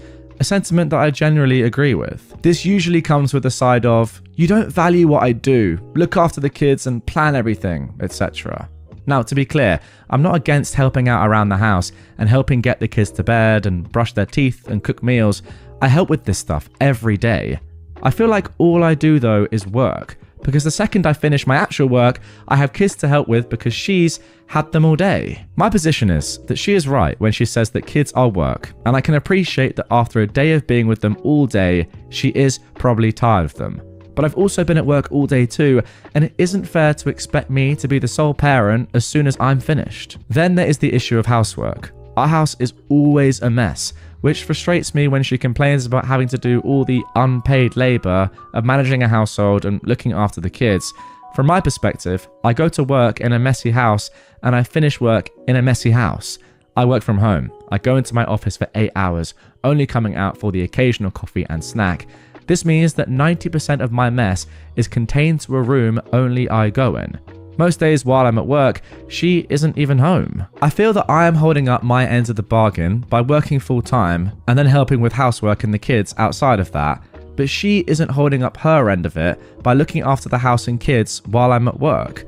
I could understand that she wouldn't get as much done around the house on days when our youngest is home, but on days where she is at preschool, she takes it as an opportunity to have a break and go shopping with her mum or go and visit a friend. Whenever I bring this up or question how much effort she is putting in, I get, you don't appreciate me, and I'm not your mother. I'm not saying she should be waiting on me hand and foot as my personal maid, cook and sex doll, not that we ever have sex, because I'm the man bringing home the bacon, and I really hope I don't come across that way in this post, as that really is not what I'm saying. But I'm killing myself trying to do everything, yet I'm being told that I'm the problem for treating her like my mother because I'm expecting her to do her parts. What can I do to help her see my side? Okay, interesting start to this one, and of course, as always, there is an update to come. I would have to say though, off the bat, that this is all caveated with the fact that we're only getting, obviously, the husband's side, OP's side of the story, and I think we would need to hear from his wife as well, so we can balance out the two viewpoints. I think that the easy way to solve this, or just to understand who is doing more and who should be doing more, is perhaps just do it on like general effort level and time spent doing things. For your husband, for OP, there's no way that he has the time to go shopping with his mum or do other, leisure activities that he'd want to do by the sounds of it. So if his wife is able to do those things, I would argue that that is not fair. I mean, doing that in the middle of the day. If you're both putting in the same amount of effort, forget money because you have your agreement on who is actually making money for the house. The unpaid labor bit is a bit weird because, again, obviously it's unpaid. That's what the agreement you have is. Then I think as long as you guys are putting in the same amount of effort, then that should be fine. But it sounds to me like you're not, which isn't fine. I also don't think that OP is coming across as saying that, oh, because I make the money, I don't have to do housework or look after the kids. I don't actually think for 1 second he's saying that. He's just saying that he doesn't want to come home and then do all the work of the house after work, which would normally be, for both partners, because your wife's been with them the entire day, the kids that is, and doing housework. Realistically, if you both went off to work, then both came back, you both have to split that housework and looking after the kids anyway. So her being at home in the day and doing that stuff doesn't take away from the fact that she still needs to do it in the evenings when you're available as well, even though I kind of get her point that she's been doing it all day. I don't know. It's a tough one. Get your comments in down below. But let's get into the update and see what happened. Okay, so on the same post, this was the update titled, "Yes, I help." So a lot of people are saying we need to sit down and try to look at things as a team, and I'm totally on board for this approach, and I'll let you know how that goes. Also, to a few people who dislike my framing of helping, saying it's my responsibility also, yes, I agree. And I use the term helping as that's the word that she uses when saying I need to do more to help around the house. Another lot of you either can't read or are refusing to believe that I actually parent my own children. I wake them up in the morning. I make them breakfast every day. I get them dressed every day. I take them to school 2 to 3 days a week. I know their teachers. I know all their friends and their friends' parents' names. I know their doctors. I know their allergies. None, thankfully. I bath them. I get their PJs on. I read them the same goddamn bedtime story every night for weeks because they don't want any of the other books we have. They want George the Giant. I draw with them, I play games with them, I know their favourite Disney princesses and favourite superheroes. As for the household, I do laundry, I load the dishwasher, I cook my own lunches, I tidy up after myself, I iron, I fold, I put away laundry, I pick up their toys, and I tidy their playroom. I hoover at the weekend, I take them to kids' parties. I also do all the chores that my wife won't because I'm the man, like taking out the bins, cleaning the car, mowing the grass, fixing anything that breaks. Okay, interesting stuff there from OP. To be honest, it sounds like he is doing a lot. Now, there is actually another update, again posted a few days later after the talk. So, I arranged for the in-laws to have the kids Friday night. Me and the wife sat down and had a talk. A long talk. Probably one of the deepest and hardest talks we've ever had in our 18 years. I told her my side, that I felt overwhelmed and underappreciated. That I felt I was doing more than my fair share and that she wasn't. I told her that I could understand that while I may be doing plenty around the house and parenting, that I was guilty of letting her take the majority of the mental load, but that still didn't excuse her behaviour. I felt I was firm but fair, and to her credit, instead of fighting back, she listened. We discussed her feelings, and she admits to not prioritising housework and trying to make the most of her free time, and agreed that we will sit down and come up with a schedule for cleaning that we are both accountable for. She told me some issues that I wasn't aware of, that her mother had been dealing with since retiring and the passing of her father, my wife's granddad. Loneliness and depression, issues relating to my sister-in-law. She's a mess and constant headache, which was why she'd been going to see her so much. Other feelings she'd been having about feeling lost in kids, not having anything for herself, and some depression related to weight gain since having our second child. She's put on about 40 to 50 pounds and no longer feels attractive. I told her that I still think she's beautiful, but she doesn't, hence our dead bedroom. There were hurt feelings and tears from both of us. So, we're taking steps to help. 1. We both agree to switch out mornings and evenings. I get the kids up, breakfast, teeth, dressed and take them to school. She does dinner, bath, bed, etc. The next day, we switch. This gives us both some mornings and evenings free to do what we want. 2. We're both joining the gym. I too have put on some weights and lost muscle since our second child. Hopefully this helps with her body confidence. 3. We're also arranging with the in-laws to have babysitters once a week for us to start going on regular dates again. For context, the in-laws are our only support. I'm an orphan of abusive parents, raised by my grandmother, now passed. 4. We've found a cleaning schedule where you do certain chores throughout the house every day, but pick one room to deep clean every day too.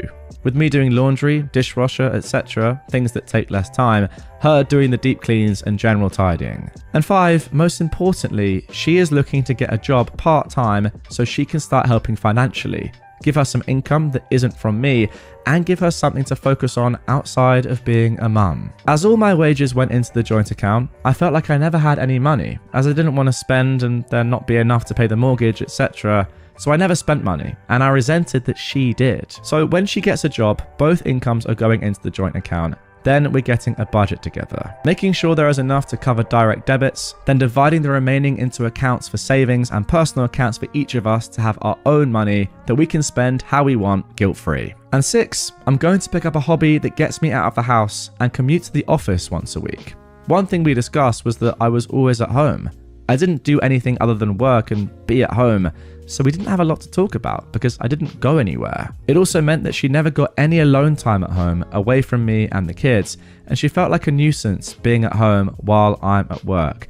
That actually makes a lot of sense. We took this weekend to spend some time together as a family. We took the kids to the park, went to a nature reserve for a picnic and bike rides, took the kids rock climbing, followed by ice cream. It was really nice, and we both feel like a weight has been lifted.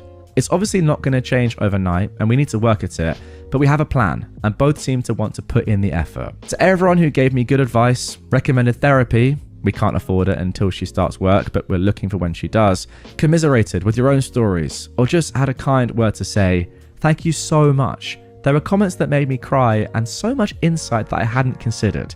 Thank you. To those of you who clearly didn't read my post, but instead assumed I was entitled and entirely to blame because I used the word help, or that I probably didn't know my own children's birthdays and allergies, I feel sorry for you, and I hope that you get the help that you so sorely need. My wife wants to disown our son for cheating on his girlfriend. Who is wrong? How about that for a title? My word. This was originally posted just a few days ago on the 6th of March. Our son is in college and he has a long-term girlfriend and he cheated on her with his ex-girlfriend.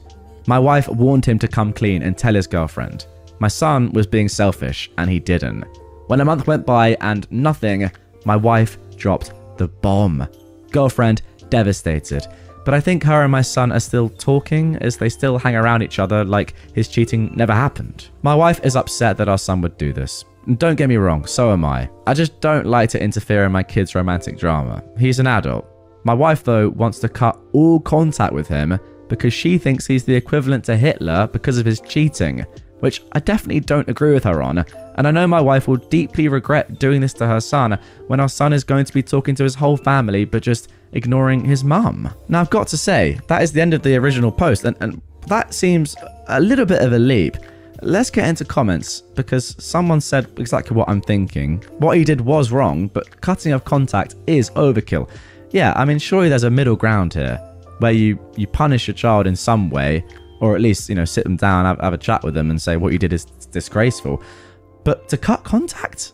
That seems a little bit too much. Somebody else delves a little bit deeper, saying to OP, I'm suspecting that your wife has a more personal issue with cheating and lying about it. Either she was a victim of it, a close friend or family member was, or she did it and regrets it. Your son is the embodiment of what personally happened to her and is a constant reminder of it. Yeah, that could be the case. It also could just be that she just despises cheating. But again, I don't think that warrants going as far as she is saying she's going to go. A more on-the-nose interpretation, someone else adds, is that mum has found a way to make this about her. She sees his behavior as a reflection on her parenting skills and is desperately trying to save the situation. It can be a difficult day for some parents when they realize their kids have already more or less become who they are going to be in terms of a moral compass. Yeah, maybe. I think I'd probably disagree with that. I think it's not about her. I don't think it seems that she's thinking it's about her and her lack of parenting skills, that she's failed as a mother or whatever to give her son a proper moral compass. I think it's more that she's just incredibly disappointed and she's probably just exaggerating a bit. And then finally someone said, it sounds like your wife was hurt deeply by someone who cheated. Maybe she needs to sit the son down and tell him her story to let him understand why she feels so strongly against him. Right, let's get straight into the update, guys, because this is where things get absolutely mental. I don't want to waste any of your guys' time. I do just want to say though, if you have made it this far into the episode, This is your reward, okay? Congratulations, because what you're about to hear is going to blow your mind. Everyone wanted an update from the first post I made. My son was dismissive because he was hiding the fact that he got both girls pregnant. It turns out the girlfriend was still in contact with him because of the pregnancy. The other girl is getting an abortion. The girlfriend forgave my son for cheating. The girlfriend and my son are back together and are keeping the baby. My wife is fuming. She blocked my son on everything and she's done with him completely. She says she doesn't care if I talk to him or not, but she doesn't want to be involved in his life anymore, and he's basically dead to her. Wow. Let's get some comments down below if you expected that. I certainly didn't. Wow, what a culmination of that story. I told you it was a short one, but my goodness, was it, well, I want to say sweet, but I don't know if that's really sweet. More just outrageous. Maybe the mum, to be fair, is just so sick of her own son that she doesn't care anymore. It sounds to me like this isn't the first time something like this has happened. If you're the sort of guy that can get your ex-girlfriend pregnant and then the girl you're seeing pregnant at the same time, then you're probably just not nice of guys anyway, probably. And maybe, to be fair, OP, your wife is just like, I can't be dealing with this kid anymore. I don't want him in my life. Simple as that. She's tried as much as possible. I imagine that what we're seeing here is just one of a series of events throughout his life, I presume, that have been pretty bad. Don't know, obviously presuming there, but that seems the most logical conclusion. Goodness me. I mean, please, somebody, tell this kid how to use a condom. I, a 27-year-old woman, have been accused of baby trapping my 28-year-old male fiance, despite the fact that my tubes are tied. This was originally posted on March the 1st, 2024. I had an argument with my fiance this morning. We've been dating for 2 years, engaged since September, and for the most part, everything has been going well. We've been planning a quiet backyard ceremony so that we can save up for a house instead. We've been communicative and managed to get through fights in the past, but this takes the cake. He's been evasive for the past 2 weeks about the wedding or any future plans we've made, and I basically had to corner him this morning before leaving for work to ask him what's going on. Turns out, while he was dog sitting for his uncle in early February, they had a chat that stuck with him. When they were talking about life and how things have been, his uncle admitted he resented his ex-wife for baby trapping him, and now he's divorced while his ex-wife is dating again. And my fiance's cousin is an entitled jerk who terrorized him when they were both teenagers. Turns out, it's been sitting in his mind. He says that he thinks I'm about to spring a pregnancy announcement on him and trap him into the marriage. This is despite the fact that he knows that I don't want kids. I basically raised my siblings and lost out on my childhood. I told him about not wanting kids when we first started dating. We were both on the same page, and I've asked him about getting a vasectomy in the past, which is why it's surprising that he thinks that I'm trying to baby trap him. The thing is, the first chance I got, which still took a long time, I got my tubes tied. I literally can't get pregnant. I reminded him of this fact, and that made him go really quiet. He didn't even apologize or say anything, so I told him that if he's going to be like this over a made-up issue in his head, I don't know how much I trust him in a real crisis. Now I'm wondering if I was too harsh and what steps we can take to move forward, or if I'm the right amount of angry and I should just end it. I've got no idea what to do right now. Now let's get straight into some comments. Somebody down below said, is this the only time he's pulled something like this? Or does he have a history of being easily influenced by people he maybe shouldn't be taking advice from, especially when that advice isn't even applicable to his situation? I agree with that. Why is he suddenly hearing someone else's story and then thinking that directly applies to him when it doesn't even relate at all? OP replied, he sometimes gets influenced by things he sees online. It's why we avoid using apps like Facebook, but he rarely takes advice from his family, especially the uncle, since they weren't that close before his divorce. Someone else said, he says that he thinks I'm about to spring a pregnancy announcement on him and trap him in the marriage. I'm confused. You stated that this man intends on marrying you, right? You're engaged. Baby trapping is when someone intentionally gets pregnant using methods like deception to keep their partner from leaving the relationship. Does he actually intend on marrying you? You literally can't get pregnant. You remind him of this fact. That made him go really quiet. He didn't even apologize or say anything. I would demand a response from him. His words and behavior are a red flag. I would postpone the wedding until the relationship is in a better place. Maybe this needs to be addressed with a counselor. OP replies to that saying, the only reason I didn't drag a response from him is that I would have been late for work and I have a meeting I couldn't miss. But if he doesn't have a response when I get home, I'm definitely going to call off the wedding, if not the relationship. Someone else says, his uncle sounds like a real winner, misogyny at its finest. Why is he afraid of getting trapped into marriage when he's literally planning a wedding with you? Like what?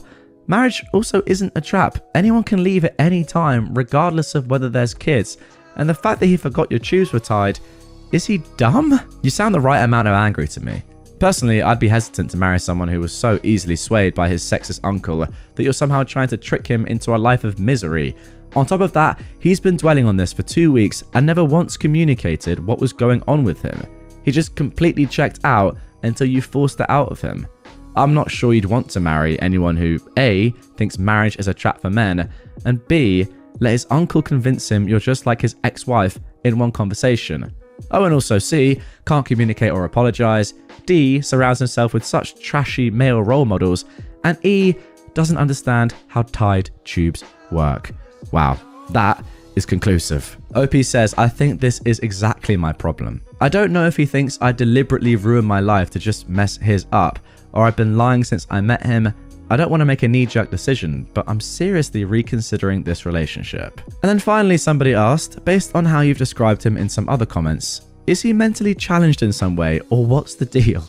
Oh, goodness me. I mean, I don't know whether to laugh or not at that comment, but I kind of understand where this person is getting from. It does feel like this guy might have some sort of mental difficulties.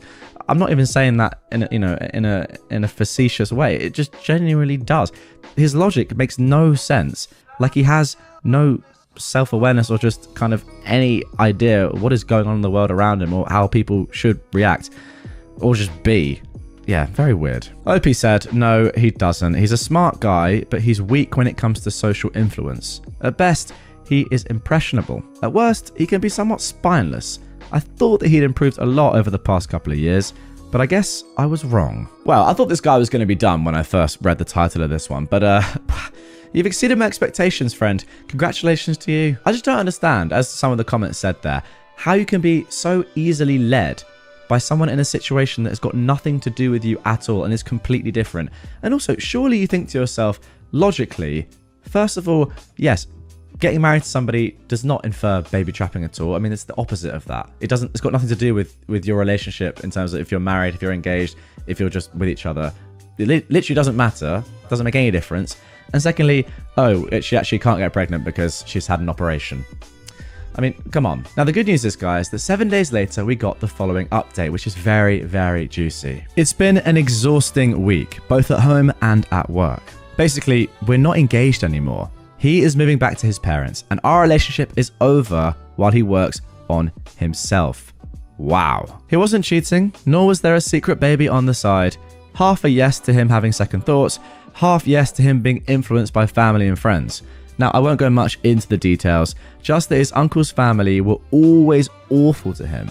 They were always the go-to babysitters, and he has trouble standing up to that generation of his family.